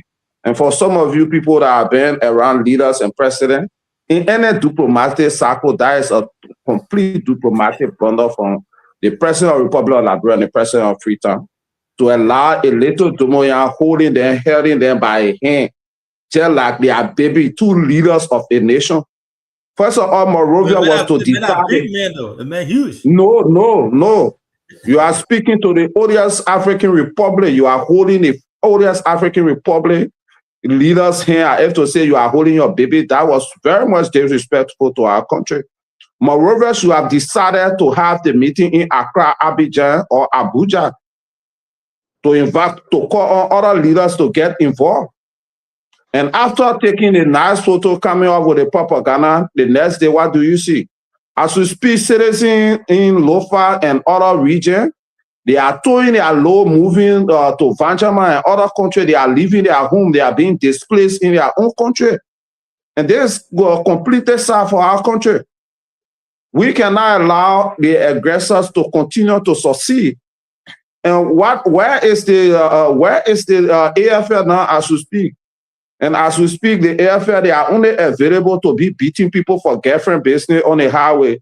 When your girlfriend, they go to your house, they go to the bar, they invite their girlfriend, and they can't beat people, young people. And some of the things, this is why I say I don't hold the AFL responsible, because the only job that they do now to beat people for girlfriend business or on the table is because we are living in a police state in the 21st century. Liberia is the only country that do not have a domestic threat. But the Liberia National Police and the NSA budget is higher than the National Defense budget, meaning that we are living in a total police state. What is the domestic threat that will have the Liberia National Police budget is higher than the National Defense budget? It is only because if today it is a state protest, the Aman Bros and Molu, then they are leading that protest. Gregory Kuma has assigned more than 10 police people at our door. And he has a new gun and new firearm machine on the street. But today we are observed. I'm appreciating our Musa ability. So to conclude, my guests gotta go. So if you ask me question, ask question. If you're making statement, then we're gonna let the guests go. Okay, honorability, I just want to appreciate you for your stand and the statement of CMC. We would love to have a one-on-one discussion with you, because we want to raise some serious concern on our members that are escaping, that are lost in Nimba on a daily basis. You enter in District 4, sedition are getting missing, going to CMC. It's a serious concern. We cannot be on the scene front, that our members be lost in. So I'll meet you on that. We'll have that discussion. Thank you so much for being very much friend to call the government action of going to criticize it. Thank you, T. Thank you. So CDC is a history now. That's true that you history. I agree. You know, the holding of hand can be interpreted in many ways. It could be like he's looking for legitimacy. It shows in my mind, though, it shows a little bit of childishness on his part. You know, instead of appearing otherwise. You know, when your child is excited, the big guy running the big country, You got, you can interpret it that way. I think the two presidents also, their demeanor show that he may be excited, but they don't seem to be equally excited. You can see that. But then, I'm not sure that it was planned.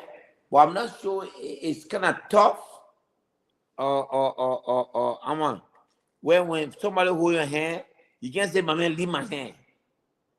The diplomatic can't allow you to say that.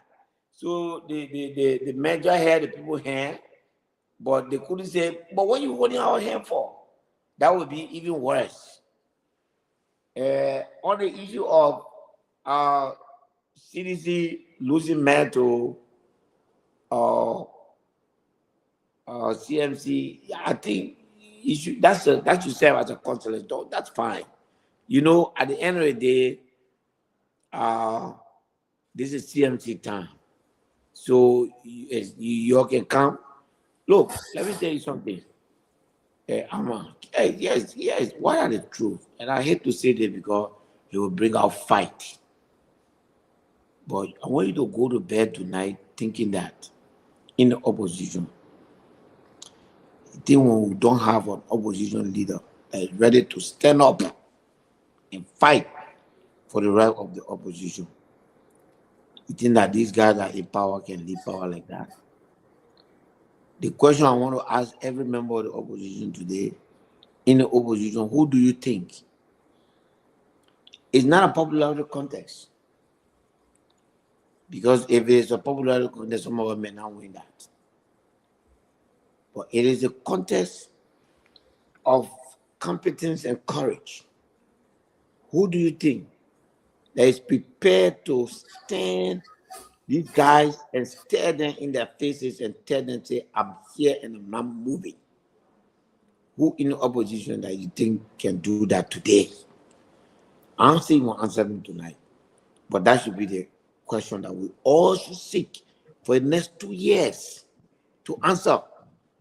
It should never ever be about whether it's Musa ability, whether it's about this monster, this beast. You look, these are people that took power from you when you had everything. So they don't believe that you can measure up to them because they feel like they snatched power from you when you slept over it. So they don't even think that you can come anywhere near it. Come, put yourself, reincarnate yourself through us. Push us, give us all your power. We'll fight for the opposition to liberate Liberia. And you will enjoy it. Because when we hold this country, we'll develop it. We'll take Nimakande and make it almost like a semi-autonomous country.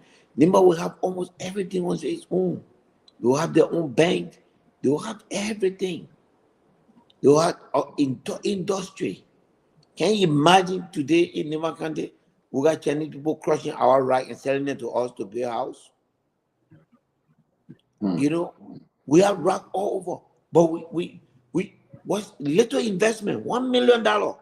You could buy 1, 2, 3 rock project and create millionaire Nimbayans just by putting that in something. We got rubber plants, we got cocoa pie, other places. You could find 10, 50 minutes. So we're going to change the country. But and I'm sorry that I'm talking a lot just on the opposition, but you don't want you to stay too much time defending why you didn't do it the last time. And then the time will be passing. Give it to us. We have good example. With you on our side, victory is setting. So we'll keep moving. And after Ramadan, I'm moving straight to you and many other potential positions in the country to try to in the name of opposition unity. In fact, this time, you don't even have to leave the CDC. Just support the CMC. Let's do this. Chief, let's look at it today. 2 years now. My man, CDC is in size, is the biggest opposition. What are they doing? That Toso, what they doing? All of them, all the persons, only everybody waiting for Joe to bring money. But Joe will want in government here. What is happening? The whole country. A CMC was not in Liberia today. Liberia will be a one-party state. Like Yaga, Yaga call back and talk crazy thing. But Yaga said something very important today. Yaga said the problem that is going on when CDC officials want to open their mouth, the government can come to them in the night and say, anything you did, the next time you open your mouth, will catch you. Then you will not hear from that person again. You see, there's social blackmailing going on. So, don't allow them to blackmail us all the way. You see me, I stood up. They spent 6 years calling me criminal, calling me names. But I was not bothered. And I be here. What was their best bet? To try to destroy my business. That was their best bet. But nobody caught me for crime. I've never committed a crime. This is the most ability as far as they're concerned. This man that was dated, I've been here. Nothing. Because I don't do nothing, Chief. I've earned every dollar that I have. You tell somebody, say, oh, most ability, he owe the bank, which is a normal thing to do. But he cannot hold me for anything. I've lived an honest life. But the party try to destroy me. But they can't make it. So, think about it. We are the same family. Now, John Palmer waits on John Palmer waits on John Rest. You come to me this time. If you come to me, we will make it. You come to me. But I also agree that we should keep going like this. 2028, let's check. Let's bring surveyor from overseas. I have confidence when we ask the Liberian people in the opposition, which party is the best party to redeem Liberia in the name of the opposition. I'm telling you, if they don't choose CMC, I will accept the result. But I want everybody to sign to say whatever that result is, all of us will agree on that. I will sign on to that. Okay, lastly, on our ability with the script of Hamas being under threat right now, and the issue of gas and fuel oil is our major, and the movement of our people from farm to market is a major issue. You are a veteran and a veteran-based person in this field. What can you say? How Liberia stand? How is the petroleum reserve of the country? If you follow, because one thing the LPRC managing director is saying, another thing, and the price of petroleum is going up on a daily basis. What can you say sincerely to the Liberian people? If you follow my post when they started, I told them set the price and hedge the product. They didn't do it, but they had to pass by what I suggested because they didn't do it. Right now, I don't want to sound pessimistic, but we may have the second problem, which is shortage. Right now, we got product in the country for at least 1 month, we are okay. But if the country persists and no ship to come, then you got shortage, which is dangerous. Because the government came and said they're going to bring their own fuel. They have not been able to tell Liberian people they brought ship only one time. They never brought it again. Never. Because they think that it will play. So we're hoping that they can really consolidate. And I'm a bit worried. Honestly speaking to you, I'm a bit worried. Thank you. Thank you very much for being here tonight, Honor Musa. It has been a great time having a conversation with you. As always, when you come on the show, we have a lot of people following and a lot of people learn from your wealth of knowledge. Something I've observed on you of late on Facebook is that you tend to be giving the government more advice than to criticize them. I don't know whether this is the new trend of politics that you've taken, but I believe if the government wants to listen, they will do very well from some of these advice that you are giving to them. Thank you for being here tonight. In 2 minutes, give us a parting comment. I'll give you a parting comment on that. I love my country. Mhm. And I'm not prepared to do politics the old way. To close your eyes and see something that is okay and say it's not okay. I'm not ready for that. I believe that this government is doing bad enough to be replaced. So if they do one good thing, you should be able to say it. So I'm not that type of politics. And by the way, I get a lot of pushback from within the opposition. But I told them, no, CMC is a different party. Look, I want to grant you there. This is my last point. I want to grant you there. I was standing by an old lady. We stopped to buy something and, we're hungry. And I asked the woman, and the woman was listening to radio, by the way. And I asked the woman, I said, how they roll? She said, they roll here. You can't compare like before. We thank God our goods and our things are coming now. Things are all right. I came to Monrovia. I was sitting there in the studio. Clarence Jackson asked me, say, how they radio, how they roll. Boss man, what ran into my mind was that woman that would tell me, say, they roll all right. She was listening to me. You think if I had said that day that the road not okay, that woman will have any respect for me? No. The government can, and I repeat, the roads are okay. I drove from Buchanan on Sunday. I drove from San Ocante, Nangbe, Tobacville to Buchanan for 3 hours. We're running between 40 and 60 kilometers per hour. Good road. This morning, when the Minister of Public Works came, I walked to him. I didn't say it publicly. I told him, I said, that road, there are 2 spots. If you don't fix it now, when the rain comes, it will black. You will look back. I quietly advised him. The government did that. The government fixed that road. Boss man, that has nothing to do with the corruption that's going on. That has nothing to do with mismanagement of public funds that is going on. But it doesn't mean that we must not say the one thing the government has done. That is what makes Liberian people to lose confidence in politics. Because the one we are denying, the people seeing that. The only thing that is doing for you and to you and myself is for the people to lose confidence in the whole field of politics. Because they say, what? Yeah. The team must see that what the men see, they say not true.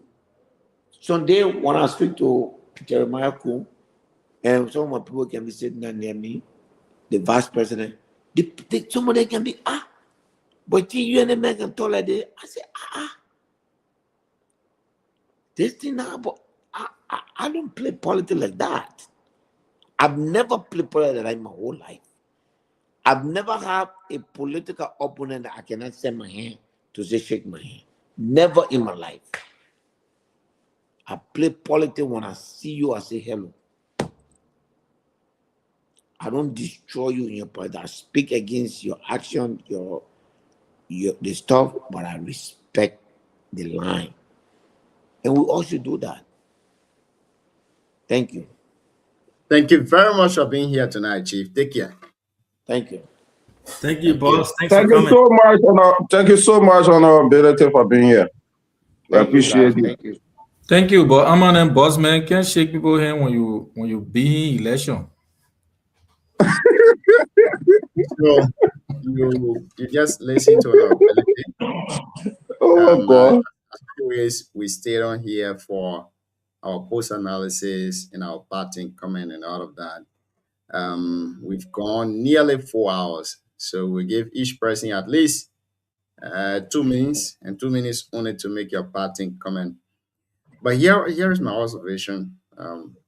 Honorability did extremely well as always. He did pretty well. But there was something that I caught from Big Brother Sam and Siawete as to the president going to Guinea. They had a different stand on honorability recommendation. I think honorability recommendation is quite okay when it comes to protecting our sovereignty, protecting our dignity as a country. I think people will say, oh, that's not a showmanship of fear. That's not showing fear to any other nation. We are going there because we want to maintain peace. We've been into war before and all of that. But there are certain ways when you put yourself out there, somebody will take you little. The first time it happened, there was a communication to the public from the Ministry of Information that things are under control. The next day, we hear that somebody got shot.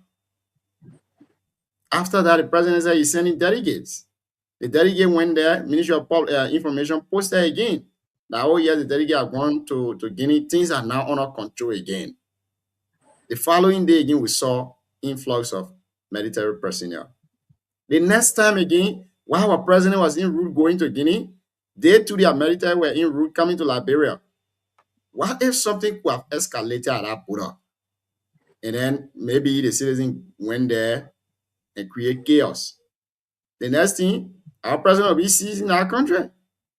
We get nothing. We have nothing to say.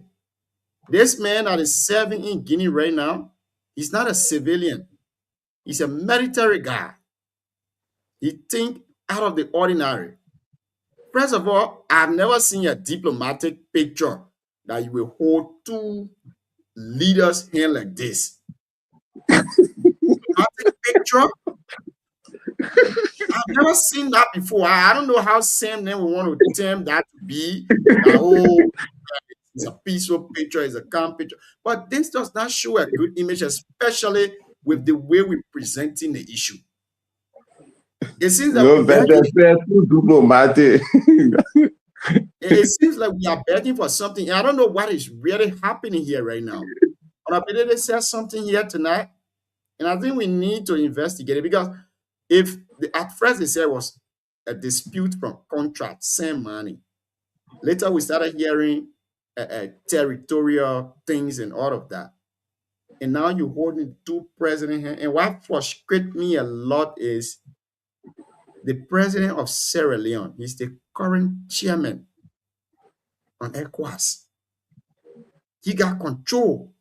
He can call for meeting at any time. And those people will attend that meeting. But you know what he did too? He got on flash straight from Freetown to Conakry.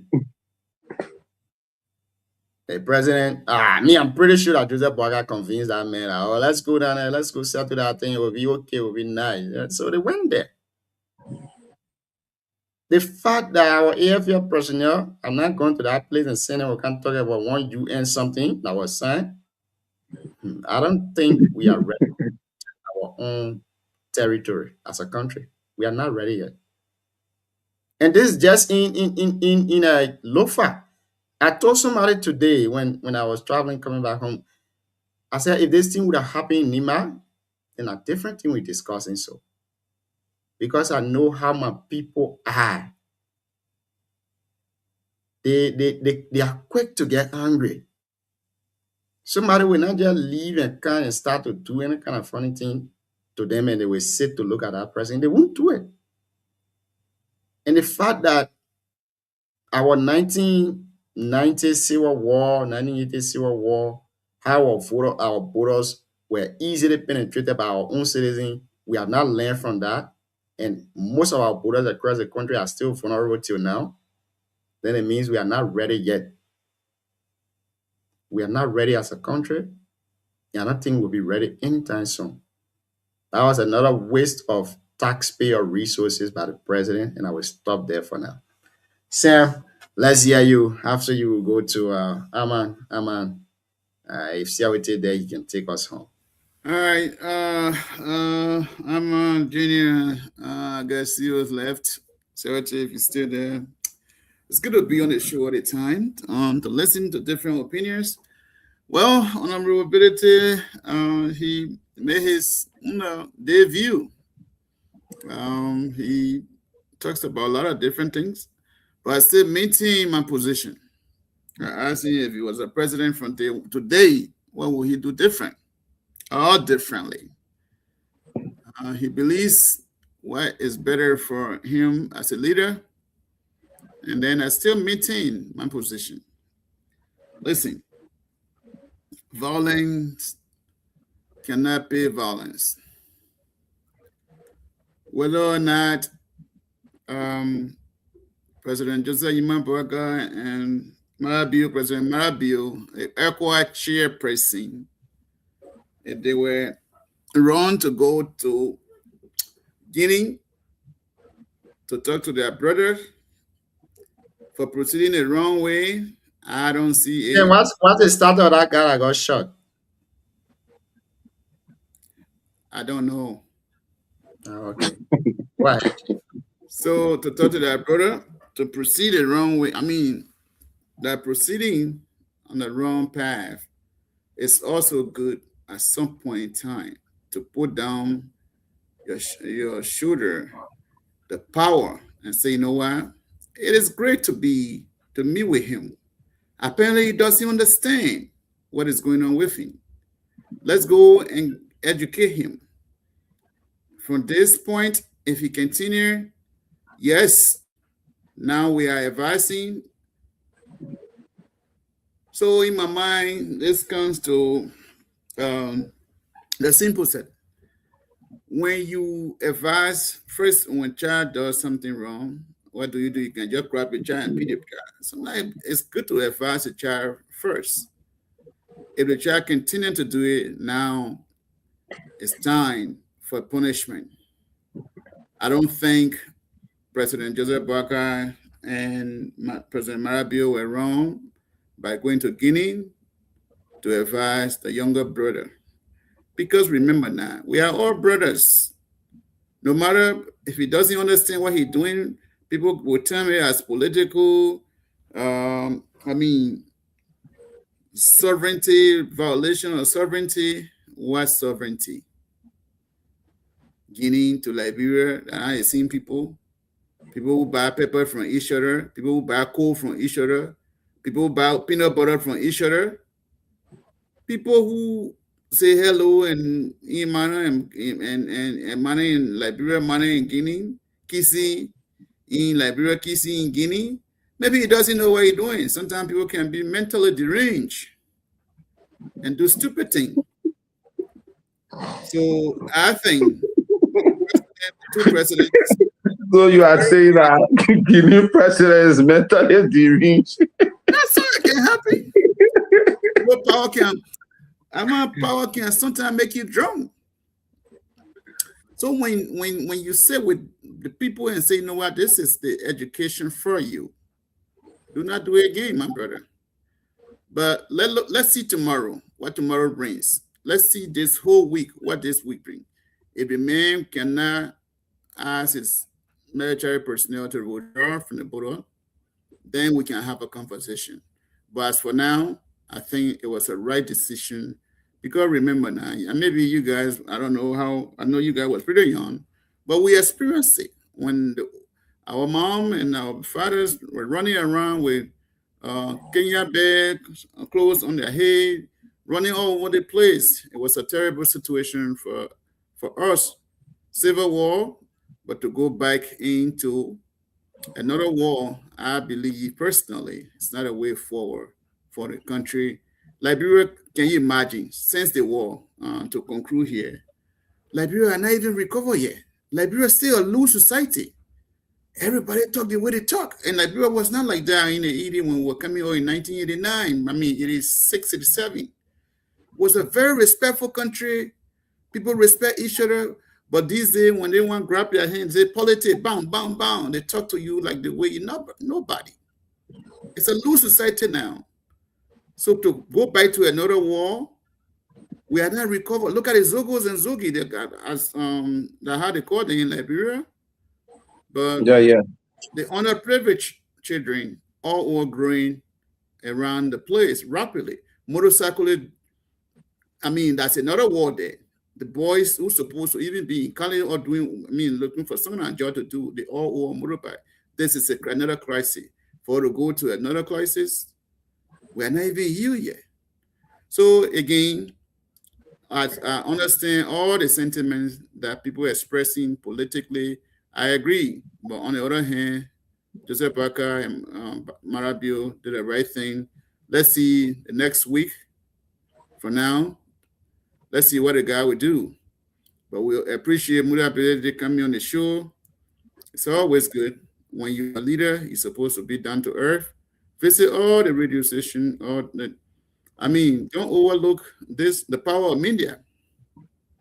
It's a good thing to be in the faces of your people. Good to see you guys. We look forward to seeing you guys tomorrow. It's always Heat Hour, and we'll make it work. Thank you. Thank you very much, Mr. Sam. Thank you for being here. Amma, let's give you 2 minutes, Chief. Thank you. You know, one of the things I was just looking at my clock, if people then like CRT was going to be in opposition now and this is going on and they are seeing President Weah behaving like the way Bouaka is behaving, you are going to be a different narrative in Monrovia and on social media. You are going to seize the movement. The men don't know, even diplomats, see how you looking. Man, you know, but that is the reality. But what is going on in the country, like we saw this evening, because we have reporters there and we have some friends that are there that are even on county tour. This evening, the citizen got angry. They said that Senate security cannot protect them. They are going to the border to go protect their border. And the state security have to intervene, stop them, beg them. They call for the district commissioner and other chief and elder to tell them to leave because they don't want for the Guinea soldier to shoot another Liberian citizen. As we speak, Junior, the Guinean government have not publicly apologized and condemned the action of their soldier to shoot a peaceful Liberian unarmed civilian. But people sit on the platform, they say it's okay, let's handle it diplomatically. There we don't want war. It's not the same Guinea military that Chatila just released one order on them, Liberians, rebel people then that are not even well trained, enter in Zelikole. Well, you guys not in Liberia at that time, enter in Zelikole, killing man all over. They ransack them, they have to call for peace talk.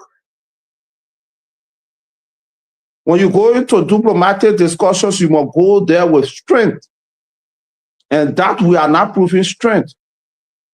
By now, we should have like 1,000 AFL deployed in Lofat all over to show that strength, to show that manpower, that do not think because we are being very much diplomatic, we want to be lenient. So it means that you can do anything, you can have your will here. No, you cannot have your will. And send a direct message to our neighbor that you can never be an aggressor on our soil, on our land. But how be it? Liberia is being mistreated. The aggressors, we are playing by the aggressor playbook and his template. And our country is being laughed at. Internationally, people look at our president photo, just like you are holding your baby child, can let go cross, calling them to them. Nobody do that. Leaders then live for each other hand like this and they stand. But to be holding their hand to you while your arm is like this, that was disrespectful. But Monrovia and Freetown look for it for Conakry to always suggest them. After the beautiful photo in Conakry, what are they doing? As we speak tonight, our citizens are displayed in their own country. And people want for us to sit on the platform and be sugarcoating words. People in the entire Cali school, in the entire Cali Don, that is a big mission that people send their children from all around the villages to go there. They leave it from there with bags on their head. It's a sober reminder. When I saw this photo today, it was a sober reminder of what we went through. For some of millions that were in Monrovia during the war, we have to be running up and down here and there. It gave me a sober reflection that today I sit as a citizen that I'm prepared even to defend my country. No matter what, we cannot allow the aggressors to be succeed. And let that message go directly clear to the Guinean government. And the second issues, the issue of petrol and the movement of our people is a cardinal one. And the government is playing politics with it. As we speak to you now, some places, as I speak to you, you are not in Monrovia. Some places in Monrovia right now, for you to find gas to go in town today, Kiamen will tell you, say, pay my money before you get in my car, because I want no noise. I want you to carry me to police from to go from in town, ERWA Junction. I want no highway. You pay my $400, so and then $500. Many people could not go Monrovia today, and Vera University is about to open. People are not moving in town. People are not moving around because of transportation issue. To get gas now to some places is 1,003. And you cannot find it. If gas price can be in Monrovia for 1,003, 1,004, 1,005, Kiamen is telling you to get in his car from ERWA Junction to Central Town is 500, 400. Then where are we going as a country? This petroleum issue is a serious issue, and Amos Square and other UP United Party partisans should stop playing politics with it, and they should make sure and address the petroleum issue. Thank you so much. It's a good show, and we'll always be here. We'll always be here. We'll not leave for here. Like my call said, I call it a ball current today. You don't know that they are not settled the LEC matter. So take us home, Chief. Thank you, Gio. Thanks to Honorability. I think we have a very good show, a very short conversation with him due to the time he came. There were a lot of things we needed to touch, but I think the little time we had with him, it was good. For me personally, what I can say regarding the road construction that is carried on in Nimba, when there's time for politics, people will play politics. Mind politics don't go to that level. When someone is doing it good, we all support them. Because you see a personal money. We know, for me personally, I know what it takes to maintain yellow machine, buying fuel and all of that. So from day one, that even when the people in Bonkan, they were playing politics with that, it was actually getting to my nerve, because the gentleman is using his own money. He could choose to do what he want to do with his money. But, that's the society. Because like he said, anytime he could just move a machine once, he be intentioned by the people unnecessarily. But it's good that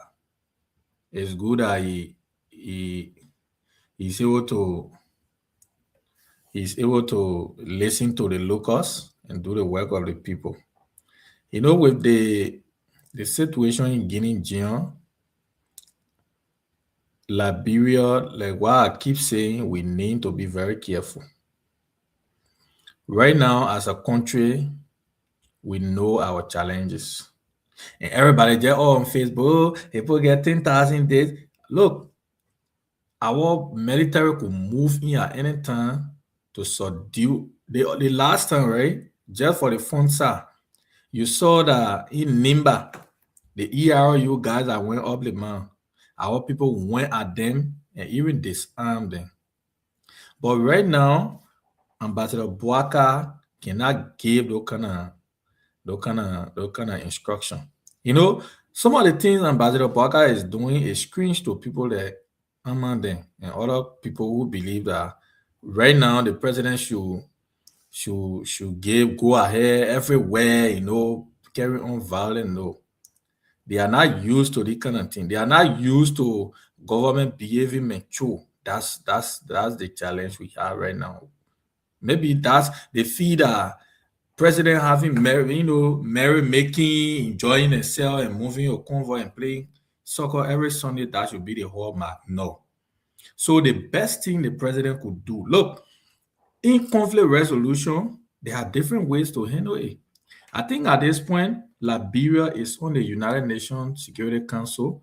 They are member of ECOWAS, the MRU, the AU. So at this point, all of these approaches, all of these engagement are done to serve as a reference point. God forbid, if anything of such happen tomorrow, it will be a reference, because those people took upon the time, the precious time, and went to Guinea. Whether the president, I don't think it was the president who invited them. I don't know what was the backdoor conversation. Some of the things that was said there, they came all in a communique. But all of these things we are outlining today, I do know most of it was discussed. But trust me, in the next few days and weeks to come, what will be the approach of other nations, that are being affected by this behavior by the Guinean soldier? For me personally, I feel that they are going beyond the bound. We all feel the same way, but from holding on to what we went through during the war in Liberia, being the country as it is today, I don't think our leaders should even rush into making some decisions that will affect us. Because right now, mind you, there are a lot of challenges we have to look at. Liberia right now is member of the UN Security Council. So even if you go to conflict conversation now, you just jump and go and start to deploy. No, I think there are roles to play. So I think it's important the president did well, and that they continue the engagement. When we reach at that level, we'll have our conversation. That's what I can say. Thank you. Thank you very much for being here tonight, Siawete. It has been a pleasure having you on the show, and every other person that was here tonight. And we also want to say thank you to all of those who are following. Tonight we had with us Honorable Musa Hassan Bility, the political leader of the Citizen Movement for Change, and also the representative of Electoral District 7, Nema County. It has been a great time being on the show here tonight. We're going to be here tomorrow, same time, same radio station, same TV station. Have a pleasant good evening.